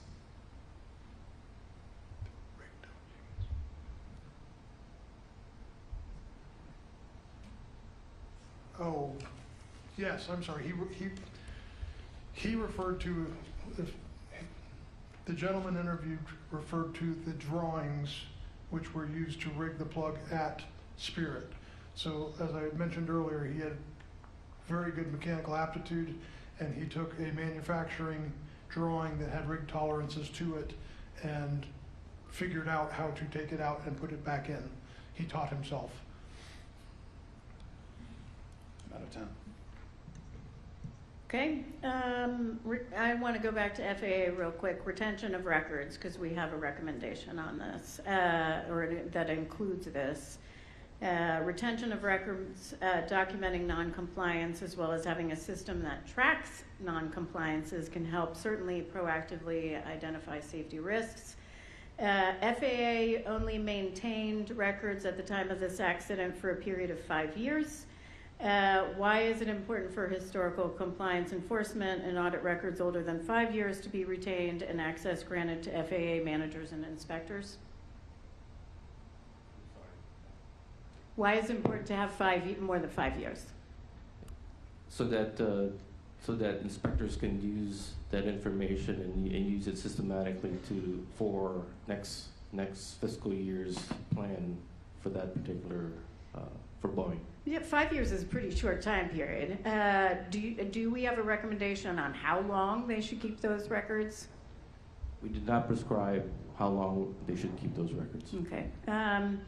And what is risk-based resource targeting? It's a tool that the FAA uses to assign risk. Unfortunately, it's not nearly as fancy as it sounds. Once again, Boeing will always be a one high. And what it should be doing is looking at where Boeing's having problems and cause more frequent inspections to occur or audits to occur in those areas where they're actually having problems, and reduce the number of audits in areas where they're not having problems to be a true risk-based tool. Well, how do they use it? And just in 23, FAA did determine that Boeing's Renton, Everett, and Charleston production sites were each level 1 high risk. So how do they use that targeting for risk-based analysis? Again, I believe it's a misnomer. By definition, any manufacturer that produces at least 100 aircraft is a 1 high. So there's no way of getting to an answer not 1 high. Got it. Okay. And my final question for this round for right now, we're going to talk about recommendations at the end here. We do have several other rounds of other questions, but are the recommendations in the report applicable to only Boeing's 737 production line, Doug? Mr. Bracy? No, ma'am, they are not. Many of them are platform agnostic, I guess. They apply to the whole company and not just the 737 line in Renton. So 767, 777, 787, all the production line. Correct. Okay, thank you. Member Graham. Member Chapman. Member Inman. I've got a few I'll just throw into the catch-all in light of hopefully getting a lunch break in a little bit. Okay, we're going to get a lunch break right now. That was a big hit. I like it. All right, we're going to take an hour. Is that all right? For lunch. We will reconvene at 2 o'clock. Thank you so much, and thank you to the staff for the work so far.